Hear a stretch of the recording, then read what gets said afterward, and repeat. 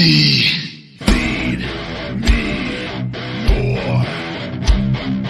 Feed me more. Feed me more. Feed me more.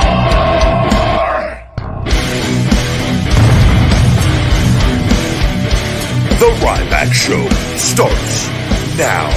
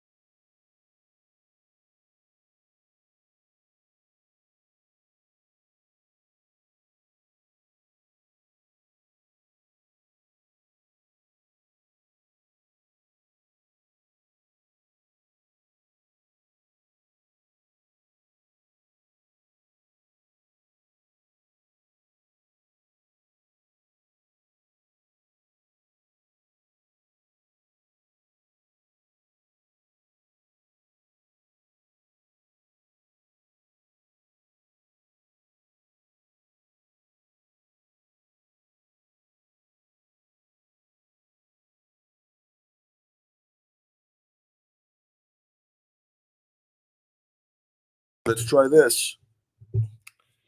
Testing. 1, 2. Can you hear me now? Can you? No sound. The mic, can you hear me now? Hello. YouTube, can we get confirmation on sound?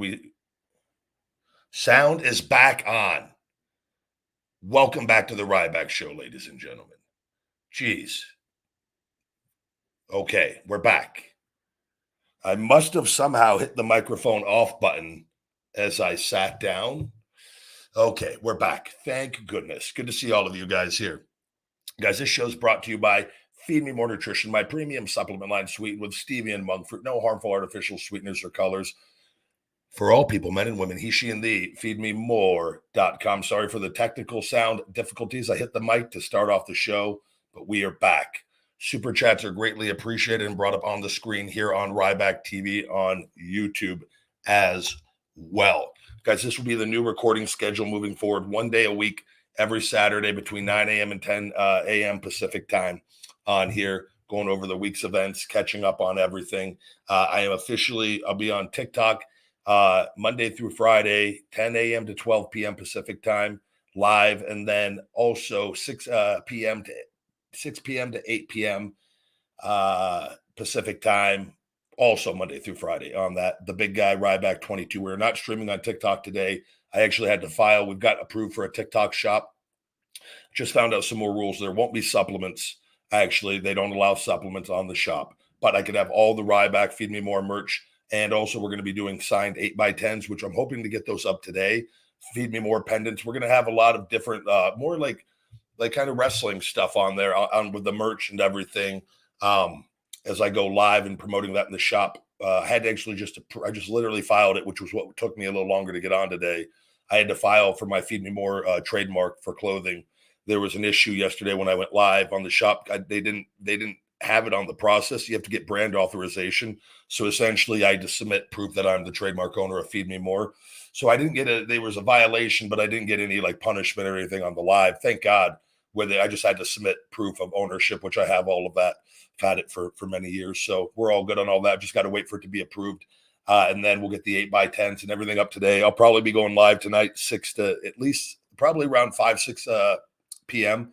I'll be doing another TikTok live, battling it out with Elmo and Kermit and Jason and Freddie and NWO Napoleon Dynamite and all sorts of different people on there, guys. The hot Brazilian chicks, and of course my very favorite, as you all know, my sweet little Ecuadorian JoJo on there. If you've not met JoJo, it is she is one of a kind and absolutely amazing with that. And you guys got me your phone number on TikTok. TikTok is doing a lot of good things for the big guy here lately. All right, guys, without further ado, since TikTok's really pushing this show out hard today with the 11 people on here with my 1.35 million on there. Everybody tag Elon and just say, since we're not on TikTok, fuck you, you fucking goofball, fucking twat nerd. Please just go say that I fucking pass it along in your own words. Thank you. Big Sausage, welcome back. And we can't hear the Big Sausage. We're sound is a fucking strong suit of the show today. Shawnee, can you hear me? We can't hear you. Fuck it. Let's just quit the show altogether. Elon doesn't want. Let's just pull the show off the fucking Twitter altogether. That stupid bitch Linda. Jeez, I fucking hate these people. You guys, if you know, you know. Can you hear me? I can hear you now. Oh, perfect, man. I don't know what happened, but it's that dumb bitch Linda and that fucking nerd fucking Elon sitting in their little control center with their fucking 12-inch fucking dildos up their fucking asses, ruining fucking people's lives. I said, that's how you know we're not on TikTok if the big guy's cursing. Oh, brother, I go, I'm not going on TikTok till I'm approved on that brand. So I might not do it because I'm on there every day. So I might as well just be able to just have a free-for-all on this show. How you doing, big guy? How's your Saturday going? I'm well. I was the Twitter thing has me a little upset here. This is absolutely just pathetic. And people wonder why you moved over to TikTok. Like, this is the prime example. Yeah. You know what I mean? I'm going to go make a ton of money on TikTok and fuck Elon, and I hope they go out of fucking business. I hope he loses everything. I hope his rockets all fucking implode. Fuck his ex-fucking PayPal. Fuck Elon Musk. Do you understand me, Elon, in your Twitter fucking AI algorithm? Fuck you. I hope your fucking rockets blast your fucking face off. You fucking corrupt fucking cunt.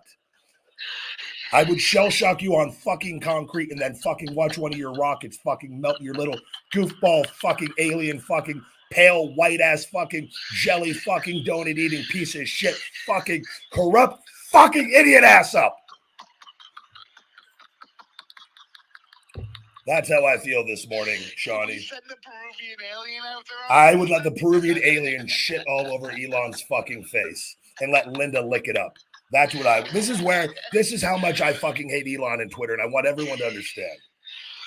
Yeah, man. I just think people, like, especially now, like the people who have been following on TikTok, if you see the difference, it's night and day. Brother, night and day. I've been saying this. This is what I did, though, we could talk about it all day long. I think the people that follow can clearly see something isn't fucking right. Of course. Yeah. And for those who haven't gone, like, check out the TikTok. I'm telling you, it's really entertaining and it's very addicting, honestly, to watch and to give gifts and obviously it's just, I mean, you get like 4 hours a day of the big guy battling funny people. It's like, it's awesome. I would pay 100,000 coins if there was an Elon fucking on a rocket that just fucking imploded as a gift. That blew up. I would pay 100,000 coins and I would drop that every fucking day to somebody. Do you know the song that plays when you hit the $100,000 token? It's like, together, forever, together we are. I don't know what else to do. I reach out. I want to talk to the guy. I want to hey, can we just can you just tell me hey, we know something's wrong. We're trying. But no, they just ignore, make the account worse, not distribute the account. Tell me I'm suspended for negative behavior. Well, I'm going to give you negative behavior. Elon, you're a fucking cunt. You allowed a fucking stalker to make death threats and didn't submit over the fucking information for months to fucking the FBI. Fuck you. Fuck your family, Elon. Fuck every one of you. You celestial being looking fucking twat. Celestial being. He does look like he does. He looks like he fucking literally fell out of outer space and a fucking goofball they gave him the most fucking alien looking human body I've ever seen. I am here to make change, bring you to Mars. I like eating donuts and breakfast and sleeping on couches. I made PayPal. I have a relationship with WWE and like to fucking suspend fucking accounts of the big guy Ryback trademark. Why be nice to the guy? He doesn't help me. So I hope they delete my fucking account. Linda, fuck your family as well. Fuck X. I hope the fucking building burns down. Let's see what fucking we can get away with on Twitter. I hope Elon goes to leave the fucking X building and the fucking X falls off the top and crushes his little Peruvian alien fucking matching body. Oh my God. Head down, just fucking compresses you all the way down. Elon gone. Trip to Mars fucking canceled for another 1,000 years. Oh my God, what a promo, man. This is Oh. not what we were expecting. We're not on TikTok. Oh, brother, I get hot. Fucking, we've got 1.35 million people on Twitter. Hey, let's let fucking 8 people know.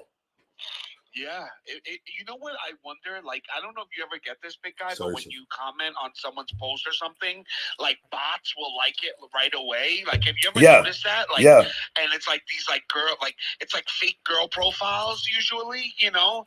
And I'm Or- thinking in my head, like, how many followers are bots? It makes me wonder. You know what I mean? Like, I just wonder, like, I make a post though and on something, and then the first thing I see is somebody that doesn't follow me that hates me, and none of my followers respond. I go, what the fuck is going on?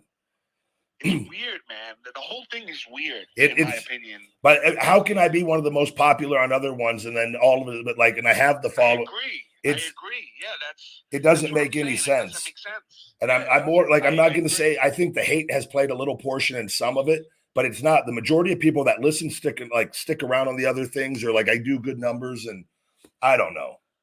I agree. I agree. I think it's like I said, bro, the proof is in the pudding. Like, if you go over to TikTok, like at points you had over like 1,100 people watching at one time. Yeah, right? I got 1.7 the other day, and they're in the live 1.6. We were holding on for a bit even earlier. It was so like with I don't know if there's more people on Twitter or TikTok. I'm not sure of the numbers, but like I'm pretty sure it's comparable, right? You would like think. the fact that you get so much more on TikTok is worrisome to me. You know, like it's I texted you right after, and I'm like, look, bro, that is the proof. Like, if there's any proof, like that is the proof. The proof is also though that I have this following, and nobody's seeing the biggest proof is the following to the impressions. Yeah. That you can't have that much of a following in your post and have good engagement even on those posts, but only get 2,000 or 1,000 impressions. Yes, when you have 1 million followers, right? Yeah. 1.3 million. But even that, like, some fucking new indie wrestler, fucking jumping, fucking Jerry, fucking Fantastic can fucking hit the indie scene tomorrow and make a Twitter account. And Jerry fucking Fantastic, jumping being Jerry Fantastic, will have more impressions than me being on the indie scene for 1 week. It's true. I'm not even making it up. You're right. It's like, hi, I came out from Mexico, like across the border illegally. I am now an independent wrestler here representing X, Twitter, Elon, going to the ring, and I get fantastic engagement and impressions. Ay. That motherfucker gets better fucking impressions than me on Twitter. How about the guy that throws the pizza?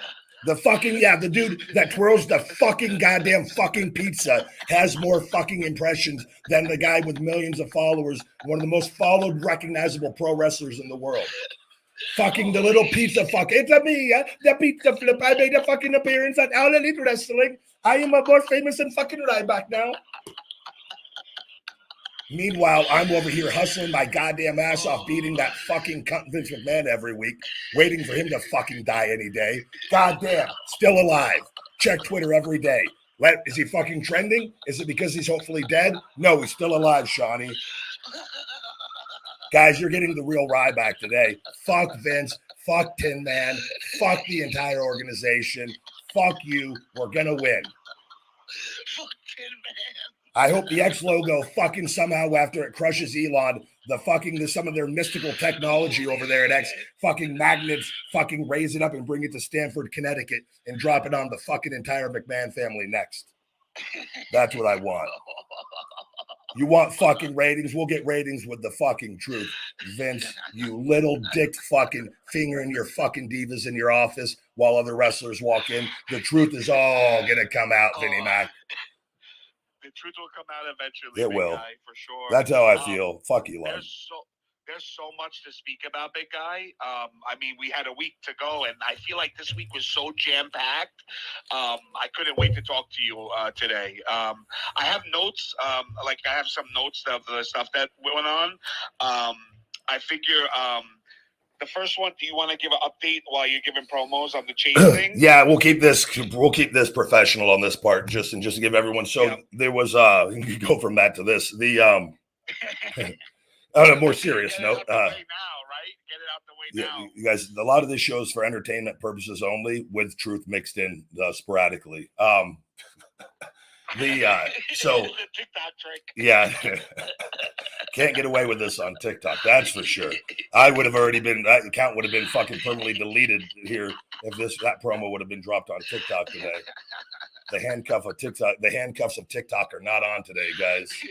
We can say whatever we want. Elon lets people fucking make death threats and dox information, so we're just gonna shit talk Elon on Spaces all the time and see what we get away with. It's crazy how many people dox people's information and nothing happens to them. Brother, it blows my mind. It's crazy that Elon gets contacted by the FBI for this fucking maniac with thousands of accounts that we've had independent fucking people already pull up and submit to the FBI with it, and the FBI request for the official documents, and then be fucking like drag their feet on it. Like, fuck this guy. Crazy. I can't stress this enough. I think he's the biggest schmuck.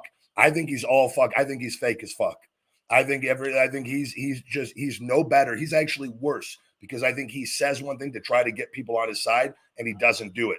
I'd rather him just not say anything and be corrupt. But so it sucks because I liked him before this, and I feel like he does good things. Like, he went to the border and brother, but what does he do? He just stands there. He literally goes to the border and records a video to make it look. Did he fucking stop anybody from coming in? Did he fucking no? So it's all for show. He has a big. It is for show, for sure. He went down there and ate a fucking 12-pack of Krispy Kreme donuts and did a little fucking video for his ex. Did a little X Spaces, make it look like, oh, we're gonna stop this. Nothing's fucking happening with it. It's just like the other side. He's the other side now, but they're not doing anything either. So yeah, I know. He's eating donuts, saying how much he loves fucking sugar because of that little alien fucking inside his body. Needs fucking sugar to live off of. He can't eat fruits and vegetables like regular fucking humans. Like Men in Black, the little alien that lives inside the body. That he has the fucking guy like Total Recall. The fucking little thing is living in his fucking stomach. Feed me donuts. I give your brain superpowers. Feed me more Krispy Kremes, Elon. I picture like a little miniature alien just like hanging out in his body, like doing the controls. Everything right now. That's what that alien's there. Elon's just passed out in a sugar coma, and the alien's fucking hitting little buttons in the X offices right now, controlling the world. All right. So go ahead, big guy. What about Chase? So everything is official, because if you know the bozo over at that news site has been like poking and saying all this is made up, and so it is all official. As of September, the arrest warrant was issued in September. I got everything written down, all the dates. He had to post bail. Bond was set at $50,000. He posted bail, which I think was 15% at $7,500. So that all happened in Alabama, I believe, or that was all issued in September. He had an appearance date that he missed to come to go through an oral walkthrough here in Vegas at the North Vegas Judicial Court. He missed the first one. They had one more to get. He had the other day. If he didn't make it, they were going to file a bench warrant and bring him here to Vegas. So he's fucked. Just so people understand. So him and his attorney were at that appearance, and I have people that I know in the court that were able to give me all the information on everything. He was issued a stay away warrant, or stay away order. Thank you. Yeah, stay away order for my family here in Vegas with everything. In the meantime, and then I will have to testify January 18th. That is when I forget the name of it. It's the pre-something. It's right before the trial. So essentially, that's going to kind of set up everything, and I'll have to work with the DA. All this evidence that we have, everything is now going to come into play on all of it, and he's going to be looking at a minimum 2 to 15 years in state prison. So that's but we got to go through this whole process now with everything. I'm not doing any appearances. I'm not going anywhere We're here because I've been told to stay on high alert with him. They consider him very dangerous with everything. With his attorney, they actually tried to make an argument that he's justified in all of this because I'm big. Just so That's everybody, insane, man. it's absolutely insane. Like that, I don't think he has, I don't know what the deal is. She's like a run of the mill, like I think he just got like the most basic attorney, like probably just got, I don't even know. No, I mean, obviously, there's attorneys out there that defend like pedophiles, right? Like, Yeah. That's their job. They get paid to do that job. I don't blame her. I blame him. He's the shithead, not the attorney. Yeah, but just the fact that she even brought had the nerve to even say that and like. But they're bro. They have nothing to go off. They have nothing, but that shows. Yeah, they're absolutely. So, but until this is all over with, I've got to just kind of. He's as far as we know, he's back in Alabama now, and he's still. We're still there following. We have all his social media accounts. He's I'm keeping it professional. Still tweeting, right? Yeah. But like, we're gonna let him. It's all gonna be for the best. So for sure. But I can't wait to get this all over with. So just so you guys know, and I said this, once this is all over with, I am going to take Ringside News for everything. And I've said it before. I'm just going one thing at a time. I don't care how much it costs. They are going to settle or they're going to lose everything with the things that they've done. And we have everything saved with all the deleted articles that they put out and the lies that they thought they could put out and delete. We got everything. So fuck them, fuck but everything's getting all his fans, fuck everybody. Anybody that reads it and believes any of that shit, literally fuck each and every one of you. Like with this, you guys are horrible 100%. Human beings, and like I'm fucking coming, man. Everything, the momentum has came back to my side. So much good has been happening in so many different areas of life. So and I'm fucking finishing it. I said I was going to finish it, and I'm going to. So we get him put away, and we're going to hopefully get 15 years with him with everything that we got. And they see how fucking absolutely fucking just miserable and fucking dangerous this individual is. And like, you know what's crazy? And my brother, my life too is I've had to stay home since all of this. I've missed out on appearances. I quit taking appearances. Yeah. I've lost out on a lot of money on it. That people like fuck the money, right? My family, like, and the fact that you were going to make an argument that I'm big, that does that matter when you're saying that? But when I leave on one of my appearances, you're going to come mutilate and rape my mother and torture my dogs and behead my dogs and rip their tongues out or whatever the fuck, and videotape it. What does being big have to do with anything with it? Nothing. And that you think, like, I'm telling you, I'm going to destroy this fucking individual. Like, for anybody that doesn't understand how, like, I'm fucking angry with it. Like, I want the guy dead. I want him fucking dead. I can't stress that. I don't blame you. So I had to keep that motherfucker on to hear so he could fucking let everybody see what the fuck we were dealing with.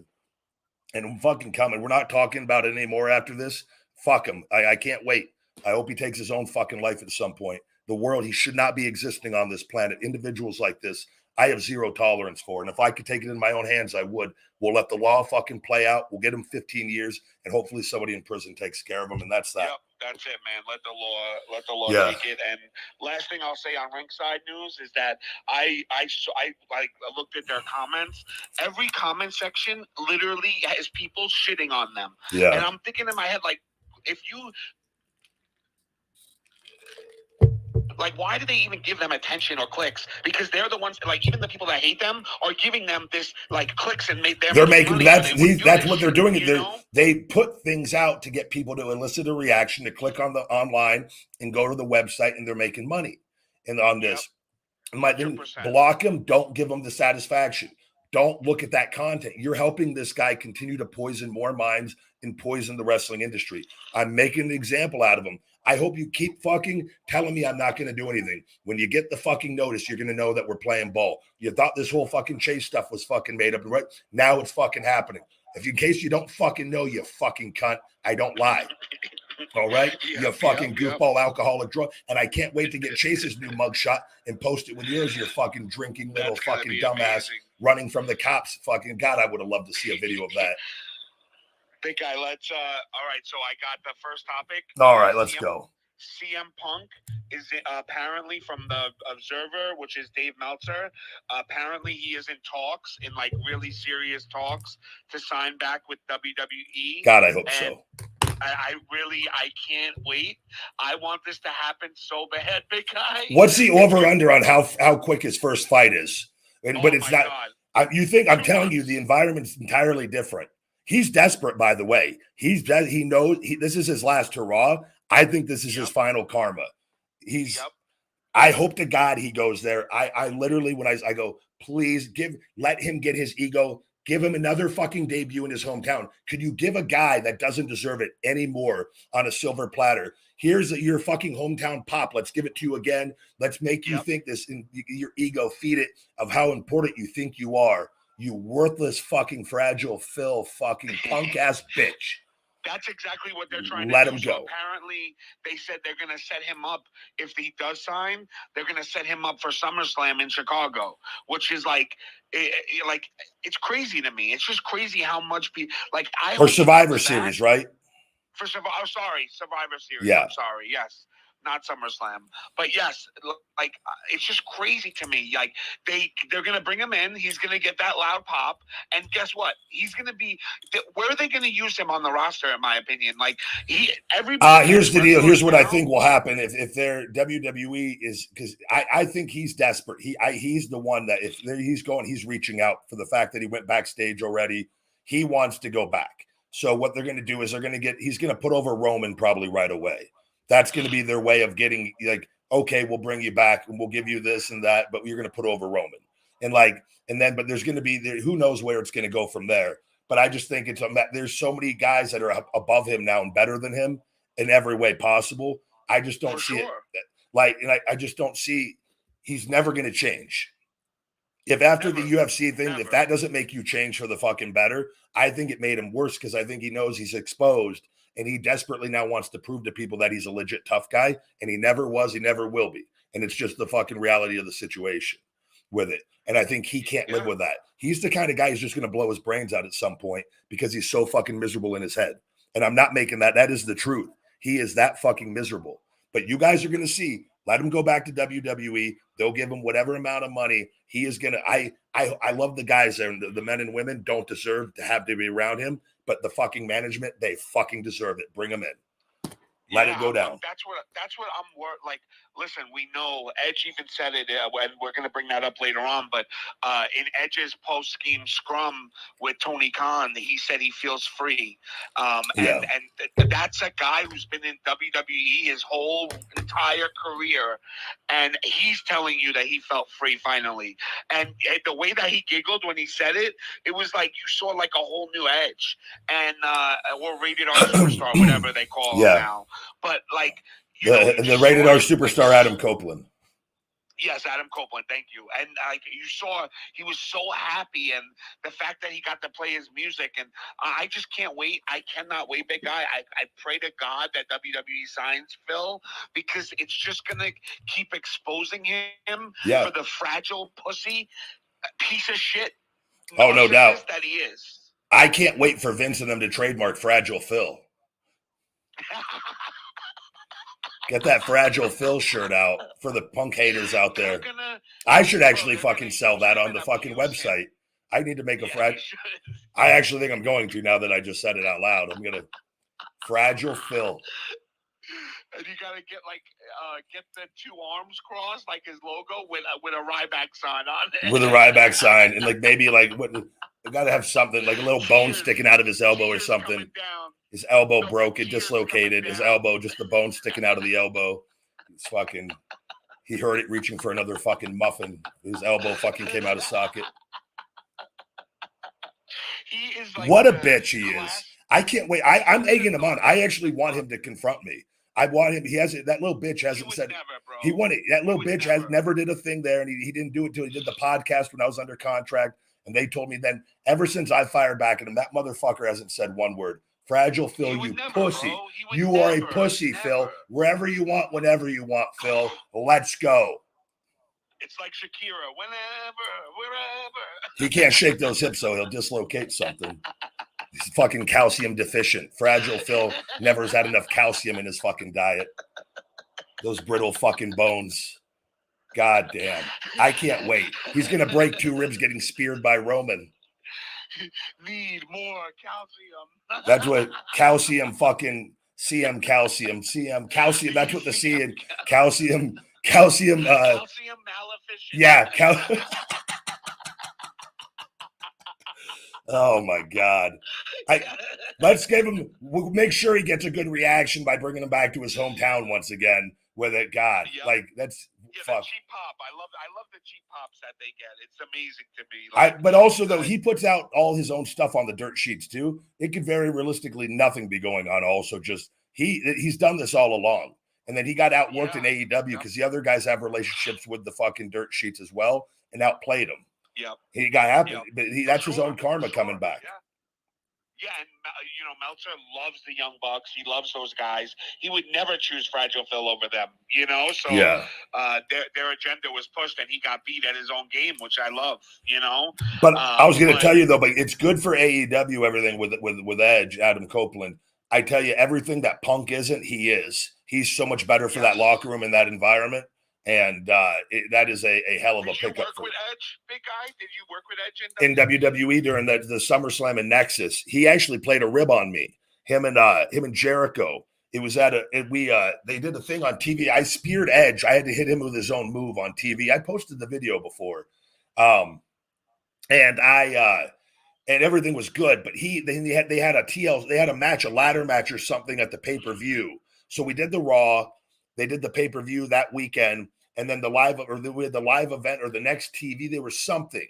I'm trying to think. No, I take it back. They had the pay-per-view. We had the Raw where I speared them, and then the following week we had live events. And on the first live event, him and Jericho pulled me aside, and they're all bruised up. Edge was always it was bruised up though from the fucking match.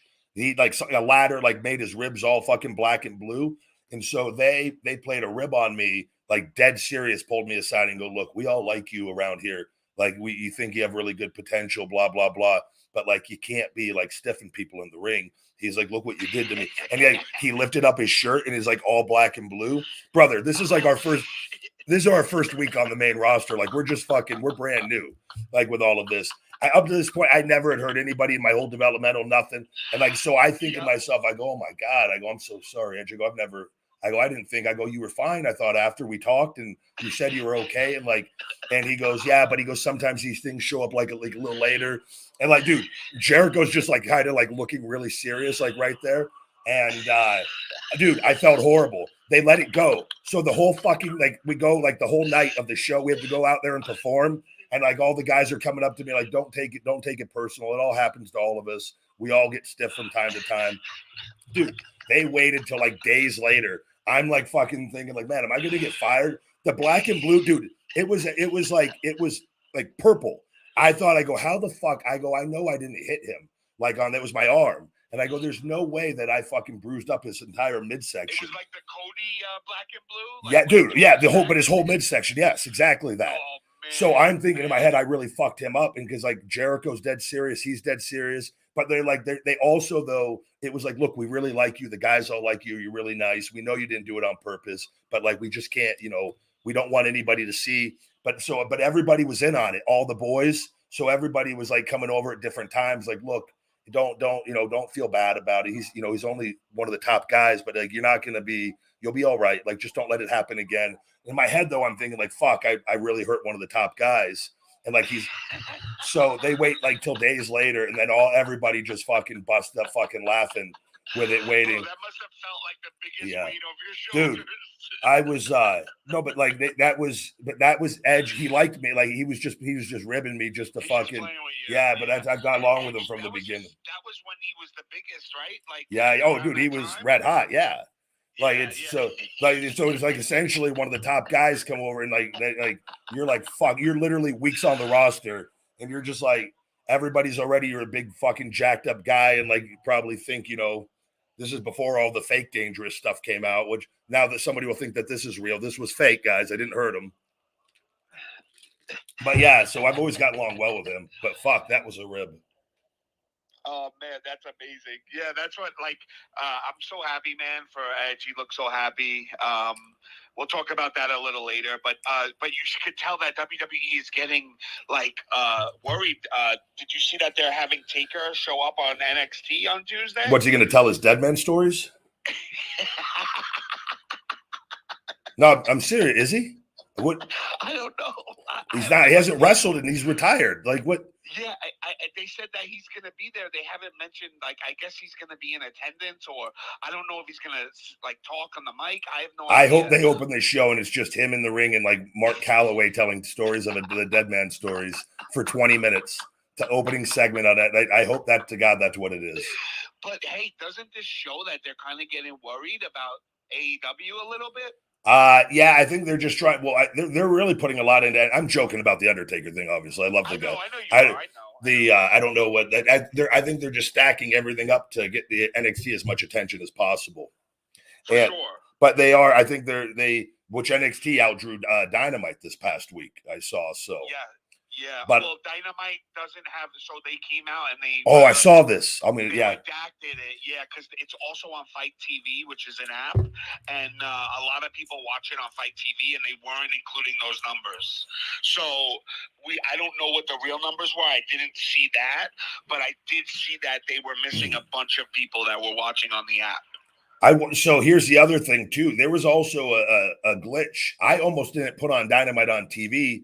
I went to go to the TV guide and I put it on channel 7 here, which is TBS, I believe. And it had a different it had a TV show name in the writing. It didn't have AEW Dynamite. Oh, I got you. Yes. And I saw that they said that I literally almost didn't fucking click. I go, oh fuck, it must have came on at 5 today or something. An earlier start time. They've done that because they do that, but I go, nothing's going on. Why would they? That doesn't make sense. And I just happened to click just to check, and it was on. I go, oh fuck, I would have I literally almost set down the remote and walked away. And wow. So how many people, if you're not like would just go by and not even click on it because they don't even know? Yeah, they would just like keep moving. Yeah, you're right. So that definitely there was, and I saw that they put out there was an error on with a TBS or Warner, whatever it was. There was a listing error with it. That definitely hurt the rating on their thing to a degree. I don't know how much, but it has to. And like, I don't know, man. AEW is like I said. I feel like they have the potential to be just as good as WWE. I don't think they're on that level yet, but especially with somebody like Edge coming over, I mean, it's huge for them, and he's going to be wrestling weekly. So he's not like just a talent that's going to come by every once in a while. He's going to be wrestling every single week. So yeah, I saw that. That's crazy. Yeah, it's nuts. It's nuts. But when you miss that time, big guy, same thing with you. Like when you go back, like your body hasn't taken the hits that these other wrestlers have been taking for the last 7 years. So when you go back, you're going to have an extended career, pray to God, because of that, right? And Edge was out for so many years that I feel like he gained more on his career than other people because of that time off. I still think you should be careful though, and not like the whole point is like you want to get out of it and be able to live a quality of life. Like look at Angle, like how hurt he is, like, and it's going to get worse the older you get. Like if you don't take care of yourself. I see what you mean. Yeah. Like and Edge has the neck deal. You got to be. I mean, but we'll see it. Well, I mean, I think he's going to be used weekly, but I bet he's not going to be wrestling. He's not going to like. I don't see him going out there and doing like 30-minute matches with somebody that nobody's ever heard of. Like Punk was, or 20-minute matches that nobody. I think he's very smart on it from a creative end. He'll be involved in storylines, and like I think he's going to bring the really good entertainment aspect of WWE over. He has a very good understanding of that. So like I think like the segment with him and Christian was already great. That thing they did where Christian, they hugs him and says, "Go fuck yourself, go fuck himself, brother." And that's rated R. So that Tony came out and said that it's going to be the rated R era. I think that's perfect.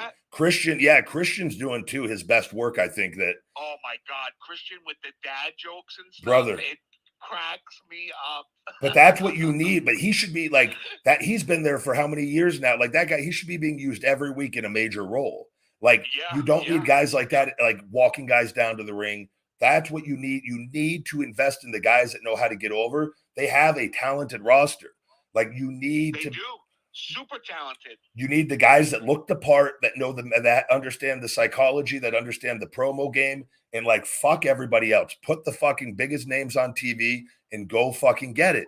And it's like playtime's over. Like you got it. There were a lot of guys that didn't deserve TV time for a long time that got it. Like fuck, man. Like I want them to succeed. Like you gotta fucking learn, and like they've got the pieces in there to keep fucking growing. I hope they do it. Yeah, like they did this big thing with Hook, right? And like Hook was like so Hook is Taz's son, and they did like this whole lead up to Hook and how like powerful he was and like he was gonna beat everybody. And then he finally came on and it was hot for like a week.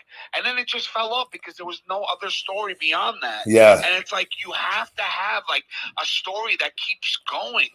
Like, it just can't be like, hey, let's lead this guy up for 6 months just to have him come out for a couple weeks and be hot. Like it's not like that, you know. Well, what they do is they put guys on TV a little, then they take them off for extended periods. Like Miro's on TV, then off TV for a month. Like it doesn't work. He needs to be on TV every week. Right. The production value needs to be increased. I want them to succeed, but like this is what I see. Like with it, the production value needs to fucking increase, and you need to have a set group of talent where you're like, this is your main cast on this that legitimately will get ratings up. And if ratings aren't going up, you got to switch some things out from time to time with it. Yep. But like you can't just put a guy on TV and give him like a 3-week program or a month and then put him off for 3 months. It doesn't work. Wardlow, and he was gone. He's back now, but he's back out. He came out and he did the quick squash and then he was gone and got away. But like, okay, cool. What's the game plan with this? We need to tell a story with this now, keep him on TV every week with it and play it out for an extended period of time and then keep him on TV after. And it's okay to take little breaks to adjust to a new story. That's good. But I'm talking about like if Wardlow came out and did this and they do it again next week and then he's off TV for a month or 2 months because like, oh, we don't know what we're doing. Like, what the fuck are you doing it to begin with for? Like, you got to know what it like that there needs to be an end goal. This is very fucking basic common knowledge fucking shit in wrestling with it, storytelling. And that they have to fucking improve on it. They're fucking horrible at it. They are. They fucking suck at it. And I love them. I want them to succeed. Like I look at that and I go, fuck, that's scary. Like I want them as nothing wrong with criticizing them. No, but I'm not. I think all of us, and I've been very kind to them on things, and I'll continue to be kind on other things. But like that's one thing that needs to fucking improve. Like like who would want to go to that and like unless you have say in your storyline, like fuck, that's miserable. So like they got a lot of people. I think you got to fucking let some people go and fucking go all in on the fucking stars. On the stars that you do have. Yeah, yes, but guys, it's guys that know, like Christian, fuck any of the fucking marks that say ex-WWE guys. I'm not saying you're not putting a whole roster of WWE guys. You're putting TV stars that were fucking over, that have huge followings, that know how to make money. And then like the other guys that don't deserve it or haven't gotten there yet, I don't care if you could fucking do 1,000 fucking moves. It doesn't matter in the grand scheme of things. We all know. Because if everybody put everybody on TV that doesn't get it, that can't cut promos, that fucking can do 1,000 moves, it's boring as shit. It's not going anywhere. There's no storytelling. It's the same elephants fucking over and over and over. Like you need guys that understand this game, and they got to fucking figure it out. Tony also needs to fucking start putting shit on TV with real life fucking drama and controversy. And I've heard he doesn't like it, and I've been told that by multiple people. Fuck that. Like you got to know, like that's the fight business is drama and controversy. So if you're saying, oh, I don't want to really put drama and controversy, you're fucking then saying you're not want to put out your best product. So I'm just going to go watch the other guys that will go do it. So. Yeah, no, I get it. I get it. And like I said, like it's like a book. It's like writing a book. You have to have a beginning, a middle, and an end, right? Yeah. And like big finish. You have to think forward, man. You have to think forward, and I feel like that's something they struggle with. And I hope to God they get better at it. You need a creative department. You literally need a creative team that is focusing on this. Absolutely. You can't just show up to TV and write TV, and you can have Bryan Danielson and all these guys. Everybody's living all their own lives. Everybody has a million fucking things going on. Nobody can worry about what are we doing with Wardlow for the next year. You literally need to hire specific people. That is their fucking job. And then you oversee everything on that. And you have your main 20 people and the storylines and the end goals. And then you have to have departments with this. You have to have somebody overseeing the whole creative in general. And like this, that's why WWE is as crazy as things could be and fucked up. They are superior in that still compared. Yeah, I agree. Guys, do us a favor, like the live. Make sure you click like and share it, repost it on Twitter, share the YouTube link. Let's get some more people in here. Tag Elon, please. Yes, tag Elon. Tell him to go fuck himself. God, tag Elon with a picture of the Peruvian alien. Yeah, just please. The Speedo Shawnee. put the Speedo picture of me in there as well.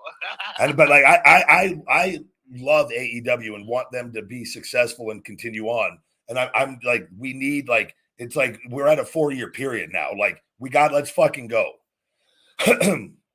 Yeah, Edge is a huge pickup. You've got Jericho, you've got Moxley, you've got Omega, you've got some big pieces over there. Like you've got Christian. Like let's go. You've got Miro, you've got Malachi Black. Like let's keep these guys Darby on TV. Allin, you got Sting, you got yeah. I mean, there's so much talent. You can't even name it. But it needs to be like, you just can't just put random people on TV. I mean, you can do whatever you want, but it's not. It's proving that it's not working.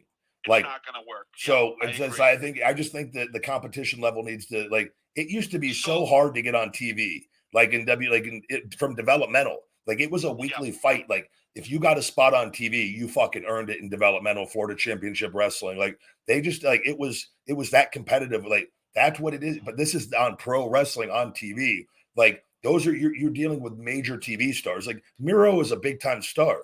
Why is Miro not fucking being treated like a big time star? You're paying the money. Why are you paying the money not to do anything with him? He looks the part. He is the part. And I just don't get stuff like that.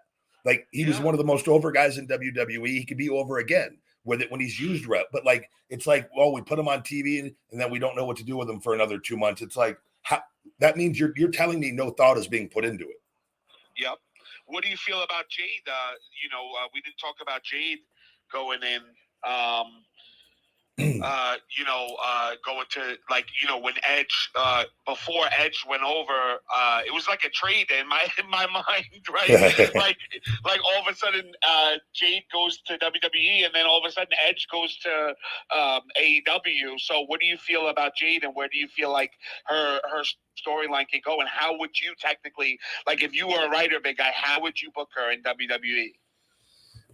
So I think we touched on this on the last show. I think it had happened. Maybe it did.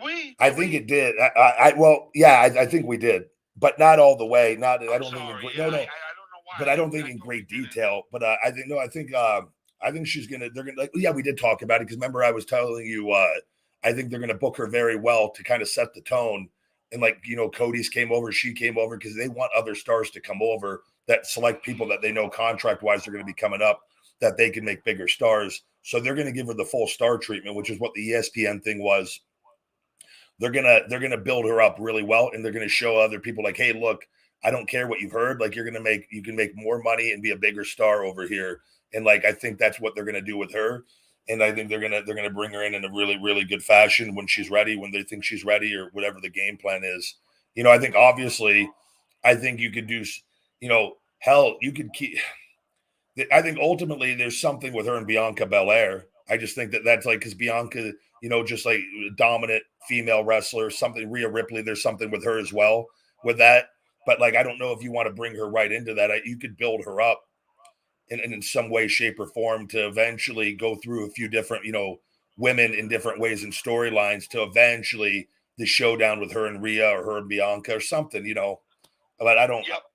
There's something with that. I literally have given it no thought. Like, I don't really think about that but I'm sure there's something along the lines of that. I think she moved to WWE for one reason and one reason only. She wants to build Jade the brand, not to be for the money. It wasn't about the money, in my opinion. She has enough money. Brandon Phillips is a millionaire. He made over like $150 million in his career on the Reds. They are set for the rest of their lives. They don't need that money. So I don't think it was about the money. I think she wants to build a brand around her name. Well, it is about the money, because she wants fame for more money. Well, yes, but it is about the money. It's always about the money. More about the fame, though, big guy. But the fame brings more money for all her other stuff. Yes, it comes with it, but I think she's more attracted to the fame than the money, if that makes sense. Yeah, well, they are, but they go hand in hand as well. Like but I know what you mean. The power of the fame. The power of the fame. It's the power of the fame. Yes, because there's people that have a lot of money that don't have any fame, right? And like, those are the best people in the world, in my opinion. Exactly, that's the type of people I would want to be. You could go do anything you want, and nobody knows it. They just think you're a regular Joe Schmo. Yeah. But unfortunately, some people like not unfortunately because everybody's different, but she likes that attention. She's gorgeous. She's not a great wrestler yet. In my opinion, I would throw her through the ring at NXT. I would let her battle a bunch of great wrestlers in NXT. They have a lot of good talent there, especially when it comes to women. I would have her have a couple matches there, see how she does, and if she looks ready or if she feels ready, then I would send her up to the big leagues, and then really I would have the writers just come up with a sick game plan, because I can really see her getting into like a really, really great rivalry with like somebody like you said, like Bianca or Charlotte, or like some of the better wrestlers that can make her look better as well. Yeah. Well, I think it's gonna be a good thing for her, no doubt. I got there's a chat in here. I'm gonna read this. It was go ahead, yeah. Dear Ryback, I really hope you read this. I am gonna, buddy. I'm gonna read it on the air, actually. I was never a fan of yours. I have openly criticized you and just as often praised you. Thank you for all the wrestling. I do need to come in and say that I was recently made aware of the Chase situation. No matter how I have ever felt about you, no one ever in the universe deserves that. Because of the Chase thing, I rewatched some classic Ryback. God, you are a monster, so big, and somehow an insane person made me a fan of yours. With that. That's I love that. That's nice. Thank you. I don't really thank you, I guess. Okay, yeah, that was it. Thank you. I don't really, when people do that, I don't really care. Like, I'm like, welcome aboard. I just wanted. I think that it takes a lot for someone to say that they were wrong. On a text, it doesn't really. I'd rather do a video and have them look me in the eyes, but I'll take it. Yeah, I'm different, Johnny, brother. I've dealt with so much. I wish you could deal with the 1/100th of it. I just not wish you would deal with it, but like, fuck them all. I'm over it all. I'm moving forward, with or without people. Like, I've been good the whole way, and like, you guys want to let fucking retards fucking cripple your minds, and I've given it to you straight. I've been right on everything I've ever fucking said on all this stuff, and like, fuck you guys. I'm like, whether you like me or not, like, fuck it. I'm just gonna keep being me and being a good person, living life. But I was like, fuck, you're on board or on board. You're not. Like, but a lot of you guys have said some really fucking stupid shit over the years. Like, that's on you. Now I'm gonna get my house egg. Like, fucking look in the mirror and like, great. But yeah, you were a piece of shit in the past too. Like, with everything that you did and fucking with it. So yeah, but I had a fucking guy threaten my family. Fucking, I don't care if that fucking makes you like me or not. With it, you fucking, if you couldn't recognize real from the beginning, then I don't want you. So watch the show if you want. Don't watch the show. I don't give a fuck. That's where I'm at. Yeah, I get that mentality for sure. I get it. I'm nice to everyone I meet in real life. I'm fucking do pictures. I'm great with people. Like, you're going to let retards writing dirt sheets fucking turn you on me and write horrible things, or you don't fucking understand fucking Vince, what they've fucking done and all the bullshit, even though I fucking have been transparent as anybody with all of this. Fuck you guys. That's how I feel. You're either with me or you're against me, and that's where we're at. Yep. All right. I agree. Do we have any callers, big guy? Anybody want to talk? You want to take it? Yeah, we can see how this goes today. I've had a week to see if anybody has. You guys want to call into the Ryback show at Ryback here on X Spaces. Let's Instagram. Let's see. Oh, we got a wrestling historian here. I haven't talked to him in a bit. Let's bring him. Let's get him on. What's going on? Oh, he was off. Okay. He must have had that accidentally. Justin, get Justin on here. Justin Hill. Lasagna. You got the sausage and the lasagna? You got big sausage and home slice lasagna. Lasagna, man, you there? What's Justin, up, guys? What's up, brother? Not much. I didn't know you were choosing me. So, well, it's that we don't have a big selection yet. We've only had a few in here, so it was. There's. We chose you like Pokemon. We threw the Pokeball at you. There was a 1 in 4 chance that you were going to be picked, Justin. The call. We've got people in here listening, a few, but the requested button. Yeah, you had a 25% chance. I got to tell you, I was a little slightly like Shawnee disappointed when you did the TikTok transition, but I've been watching, and it's really a lot more live over there. So thank you. Yeah, no, it's been. Let me just say, it's been very good to the big guy. yeah, I try to, even if I'm driving, I put it on speaker and listen. I mean, I can't interact all the time, but I'm listening as much as I can. Thank you, brother. I appreciate it. The showing out there is ridiculous. Like now, I definitely see the difference, like between like YouTube or Twitter and it's TikTok. huge. It's huge, brother. And I'm not going to say, but if you knew the difference from a financial standpoint, you would be absolutely. You would. Everybody would understand even more. Like I'm not going to keep investing into something that when they're not rewarding me, I'm like with what I built up. I'm like, fuck it. I'm moving to where I'm going to be rewarded and where I know like I could be the most successful. So. Well, I mean, in regards to like the social media stuff, I've been 30,000, I think you're at on YouTube. So it's been about 4 years I've been following along. So yeah, and I've seen what you've been going through, obviously. So no, thank you. It sucks, but it's a lot of people that don't. They just see and they don't understand. I get people that message, "Oh, you bought all your followers." I'm just like, it's crazy. Like what? But people only understand from their level of perception and like. Unless you've actually watched everything that's gone on, most people just don't understand. So, no, like I said, I definitely see it, and the TikTok thing is just seemingly getting bigger and bigger. So, yeah, we're gonna hit 3.7 million any day now on there. I'm like, fuck, it just keeps growing, man. The shop thing is going to be big for us over there as well, and it's I'm happy, man. At least it's all we need is just one. So, you need to go where the attention is. That's what it comes down to. No doubt, no doubt. So I did primarily want to ask you, I put it in the chat a couple times, not sure if you saw or not, but I saw it briefly pop up about the appearance. I know you said October again. Is that still in the works or? I have to see. I'm going to have to contact them and see. I'm waiting to hear back something from the DA with all of this. Okay. I have been advised not to leave. Oh, wow. Okay. Yeah, this is everything because the whole process with it's the pre-trial or whatever. There's another name for it. I forget the name. It's in January though. But they contacted me this week and just because they let me know he was going to be in Vegas. He was like 20 minutes from my place. Okay.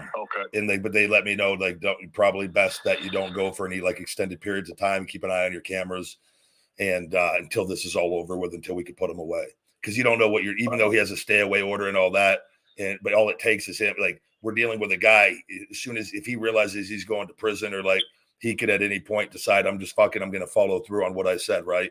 And like, and I believe and he can't at any point in time. He's crazy with it. So no, you can't take idle threat. Even if you take it, you can't take it lightly. No, I won't. But the guy literally said he's going to go. One of the days you're going to leave for an appearance and I'm going to murder your whole family. Like we have that on, that is, I don't know what anybody would feel good about. Like, there'd be no worse feeling about being across the country in another country. Imagine you just get a call and that your family's been fucking killed and tortured, and the guy has video of it and like post like it. I'm not taking that chance. Like, no. And I've lost out on a lot, but like fuck the money. Like I'd rather make sure. But like this is all going to be used against him. We're going to put him away for a long time. And like we're dealing with a really deranged, obsessed individual. So. I just find it kind of unusual that this is going on 3 months now, maybe, and since the summer. That's crazy. It doesn't make sense. But the process, though, the legal system. This is unfortunately everyone I've talked to. They're just like, welcome to the legal system in America. But the good part is like so all the evidence that we have, like everybody, like in the FBI and in the Nevada, the state. The detectives, the state detectives and everything like there were a whole bunch of people we were working with and like they are so swamped with so many cases. Their job is to essentially just get enough information to get it to the DA to get them to prosecute to go forward, which is what like it happened. So like, but that takes time because it like essentially the date that this happens and everything gets filed and becomes official, then you get put into a long line of like with hundreds, if not thousands of cases. So then the DA has to go through case. Like you don't just get importance for like, oh, your Ryback or like it doesn't work. Like you just get put in line with it. So we had to wait till we got called essentially. And then they had the evidence that they need that they submitted that they knew can get him prosecuted and to move forward. And now going into working with the DA, now all this evidence that we have, all the hours of everything, all the thousands of social media accounts and the files, they now are going to be building this case with all that information. With that, and I'm going to have my testimony. We'll make sure we have everything to ensure to get them to that we can get him put in prison and on the trial to get to that trial portion. But we're going to have to wait till January, and then there's probably going to be another matter of months, if not, hopefully not long after that, to where this finally fucking goes to trial. So. Have you spoken to Amanda at all about what's going on now or no? No, I haven't talked to her because this all just happened last week, and I got caught up. I know somebody that works at the court that this all took place. I'm waiting. Okay. My DA hasn't even got back yet on everything officially. I had all the information though from somebody that I know that works in the court that was there for the thing when he was there. He was present with his attorney that updated me on everything. They have access to all the information, so that's how I got the dates of everything. But it's good. It's happening. It just takes time. The problem is something like this. Luckily, I don't have to leave my house to make money, with anything like that. It's do you still have her number or? No, I still got her. Yeah. Okay. There's nothing she can do at this point, though. With essentially, as far as with the DA, everything we needed to happen finally. So I just don't know if she has any options of maybe trying to fast track stuff too. But yeah, I don't know. It's I talked to her prior with the DA, and she said she was going to look into see, and I don't think she couldn't do anything, and it went like 2.5 months or 3 months, which was what I was told it was probably going to take. Yeah, so. Well, I'll give her an update maybe today or something too. See what she says. Yeah, if she has anything, she has my Ivor number still. I've got her saved in there, and I follow her on Twitter. So it's good to have some pals from high school in some high places somewhat. No doubt, man. But the good thing is it's happening, and it's and we just now I can't wait to have them put away. It'll be peace of mind. Everything's good when I'm around. I just I got to be careful leaving and stuff. That's understood. I was only asking because I got a little advance notice with work and stuff if I need a day off or not. But okay, I'll just keep an eye and see what transpires. Yeah, I'm waiting. I haven't made anything official yet. It's probably in the coming. I'll know in the coming probably this week, 100%. So. No, I'll keep an eye on it. And before I go, Shoney, I got to ask you real quick. What's up, Jay? This is like ESPN over here now. The thoughts on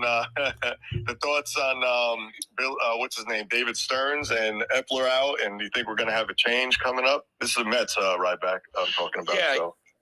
Yeah. So Buck Showalter said he's out, right? So they gave him a standing ovation the last game. Yeah, they fired him. They fired him. Yep. Yeah. I like Showalter, to be honest, and I know the team did. I don't know what it was, man, that we had such a bad year. I know Diaz, when we lost Diaz in the World Baseball Classic, that was a killer for us. Yes. But I don't mind. I like Epler, and I think Epler has the mind to put a good team together. And I hope whoever they hire, I hope it's somebody that has a good baseball mind. I don't want one of these guys that just reads off a sheet and says, what do they call that? You're talking about the analytics, which is absolutely ridiculous. I think that's horrible. Bro, it's the dumbest thing I've ever heard of. It's the stupidest thing ever, number one. And I could watch somebody play baseball, and I could tell you if they're going to be good or not. Like, it's just simple. And I think, to me, I think it should go back to the old ways where, you watch somebody, you don't look at their, yes, do numbers matter? Absolutely, right?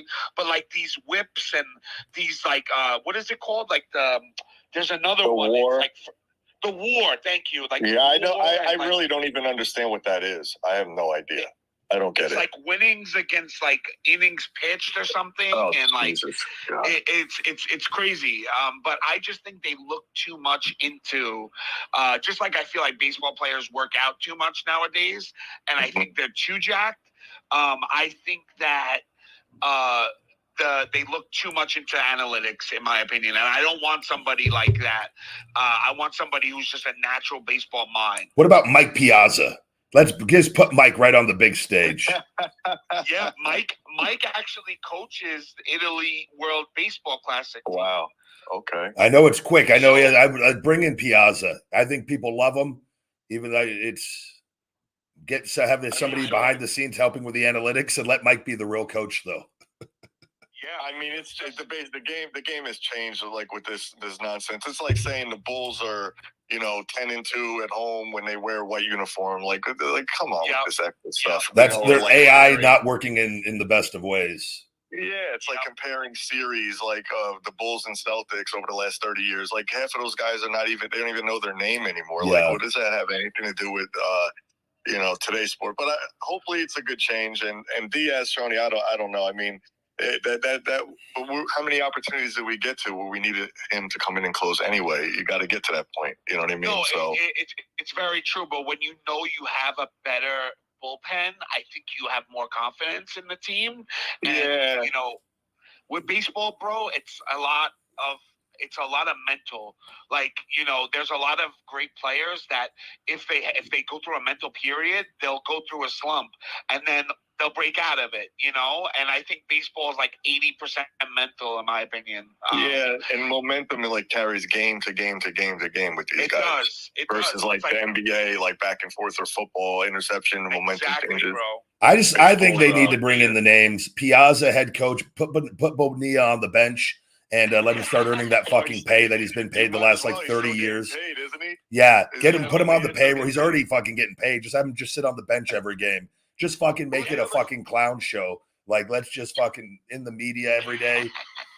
Fuck. Tony, who's the other ex-player they were talking about a few times? Yes, there's another one that gets paid. He's not on the Mets though. He's on another team. No. I'm talking about an ex-player that he played for the Mets at one point. He was a big name, and they were talking about him managing at one point, and then his name just surfaced again. Beltran. Yeah, Carlos Beltran, right? Yeah. Yes. So what happened was he got hired as a coach, and and I was so happy about it because he's a baseball mind. Like, he is a true baseball mind. But something happened that came out that he hit his wife or something, and he got Dana White right away. They hired him one day, the next day he was gone, and I obviously that's the wrong thing to do. But I think he was acquitted of the case, so it just sucked because if he really didn't do it, to lose a job over that would be really bad, at least he has a career in the Power Slap organization. Yeah. I forgot about that. That is the dumbest sport I've ever seen in my life. Brother. Like, talk about getting CTE. You have these sports that are like giving billions of dollars to try to stop concussions. And then you have this bullshit Power Slap that is giving people concussions on a daily basis.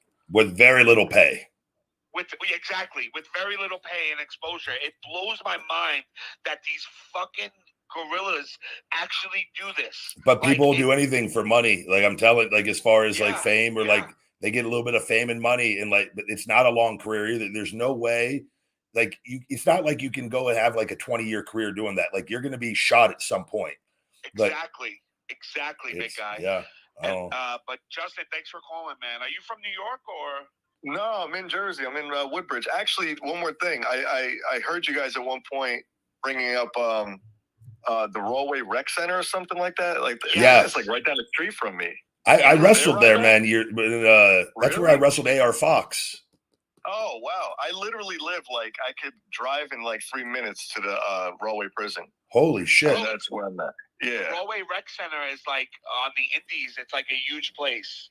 I didn't even know about this really. I'm more from like the New Brunswick area by Rutgers, but I moved this way like 5-6 years ago. So got it. But I was there.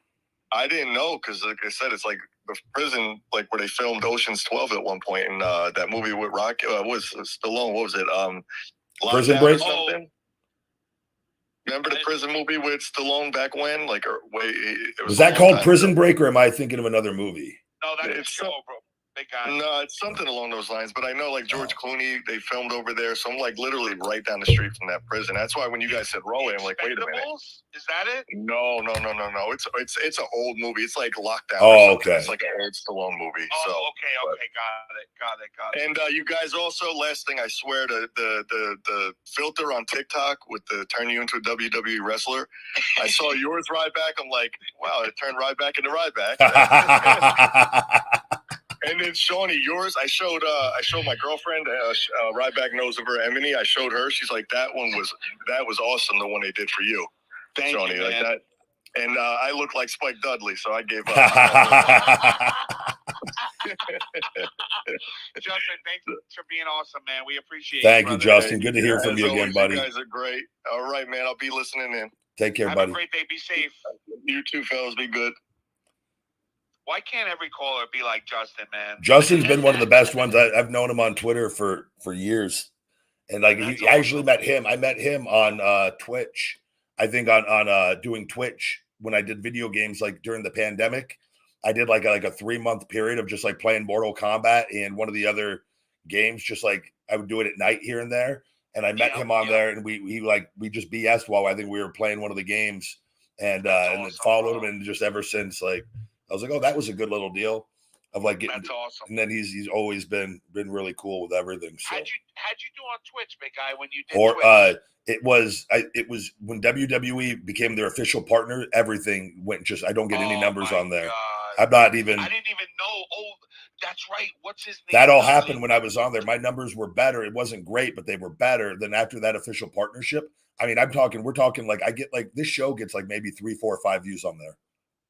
Wow. And I've got thousands of followers on that. I think I've got a few thousand, 3,000 or 4,000, but the show's not distributed. Like literally only like 4 or 5 views total for the show, every show.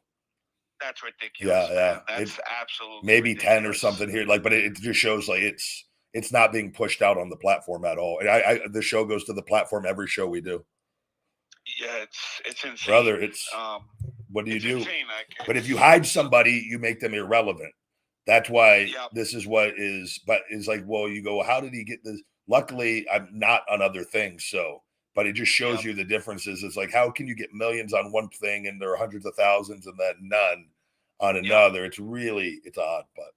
And when people don't realize it, I was talking to you about this last night. Like TikTok is China owned, so they don't have any ties to these companies. They do. They're partners with WWE still. Who? TikTok? Yeah. How? They have a partner because they have American offices. They have American employees.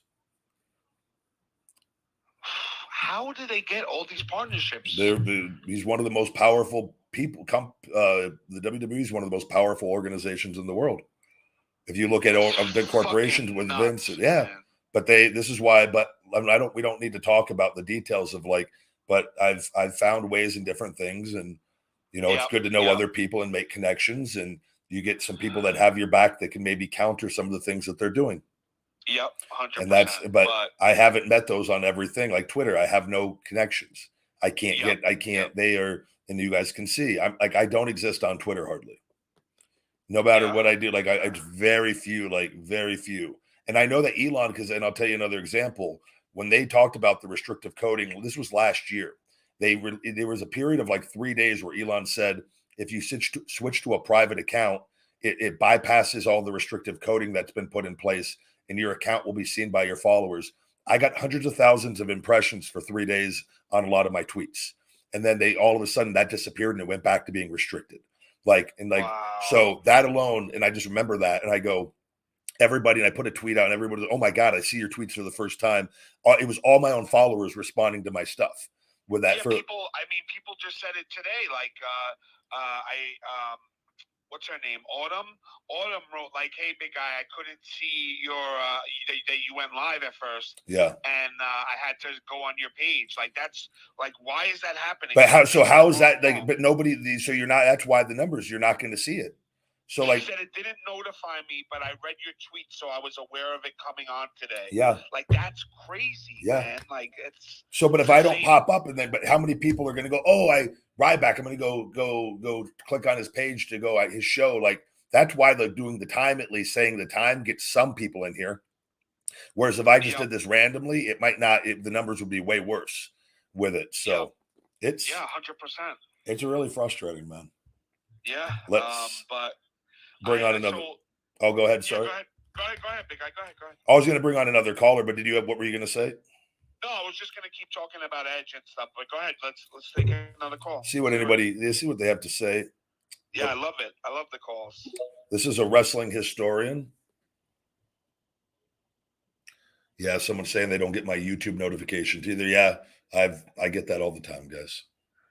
That's like, it just blows my mind. Guys, make sure you have the notifications on as well. And But they do. I'm on the upper end of like people that have the notifications on. The average is like something to 30%. And I think we're at like 28% of people have notifications on. And my views on like my videos, they get like I'll have like only 200 or 300 people that will only get the notifications that watch the video. So wow. do the math though. Like what's 28% of 438,000 subscribers? That's almost a third, not quite, it's under a third, but it's 100 and something thousand. Just say it's like 108,000 or something around that, right? Out of that 108,000 people that have notifications on, usually 200 or 300 people only watch the videos because they're not that 120,000 of the people that's because they're not all getting it. But YouTube gives me until they have it on. You tell me, does that sound right? No. And yet this is why my videos on there don't fall into the algorithm anymore, and I don't get any views on there anymore compared to what I used to get. I didn't even know, big guy, that you can actually see who puts the notifications on. I didn't even know you could see that. Yeah, YouTube, I have that on the analytics, and this is why YouTube. This is in order. I went and literally studied the analytics. But I set them up. I asked them what analytics mattered for views, and I did this over multiple chats with different people, so no one person knew information that I was looking to gather up. And then when I got it enough, I went and got all the main criteria that they go for falling in the algorithm, and I was able to discover that on the notifications that of the 28% of my people that have them on, like 108,000, 110,000 subscribers have them on. And then I went back to YouTube and I screenshotted all the videos. It's like all the videos. I go, can you please explain why my videos on my subscribers are the lowest, yet I have all these subscribers, yet I'm only getting like 200, 300, 400 views from subscribers. I go, that's very odd. Then they don't reply back every time. I've done this multiple times because they know that they're holding back because people are saying they're not getting notifications. They're not only a fraction. There might only be like 0.5% of the 28% are getting the notifications, and that's how they're controlling me because and then my videos don't get seen by my followers, and then I don't fall into the algorithm because they only distribute the video. They only distribute the video. So what they do is, of those 200 or 300 people that watch on the subscribers, that then only allows the video to go out to like 3,000, 4,000, 5,000 people that don't follow me, which if I had like 15, 20, 30, 40,000 people tuning in for my subscribers, that video would then get pushed out to 60, 70, 80, 90,000 new people. And then all of a sudden I would fall into the algorithm, but that's how they're controlling me. And I've learned that by studying their analytics based off what they told me. Yeah, that's insane. So it doesn't matter what I do. I'm never that's why YouTube, I'm kind of like, I'm just going to that's how you're going to play. I'll still have a presence there, but I'm going to go where, the things are greener pastures. Yeah, where the views are and where people that actually like that you're hustling for hours and hours a day and you're actually going to be rewarded for it, instead of punished. Yeah. It's crazy. So it's frustrating. I can't. I wouldn't wish this on anybody. But it's all coming back to me. Like I said, it's all good. It's all that's it. All good things, man. We had a great week. I've never seen you so happy in my life. Between JoJo, the beautiful JoJo. Oh, brother, if you guys haven't followed on TikTok, JoJo hasn't even been a week that I've known Joe. I met JoJo on Sunday, and I feel like I've known her for 10 years now. Yeah, and the funny part was when you were battling other girls, and you're like jealous, JoJo. But I talked to her enough because by the way, I got her number from a TikTok battle that if she lost, she had to give me her number, which she agreed to. Oh, that's how you got her number? I yes, didn't know that. Brother. She messaged me back the day after that night because she told me, she goes, I'll DM it to you after when I'm done. And she goes, hello, sir. Here's your winning number. She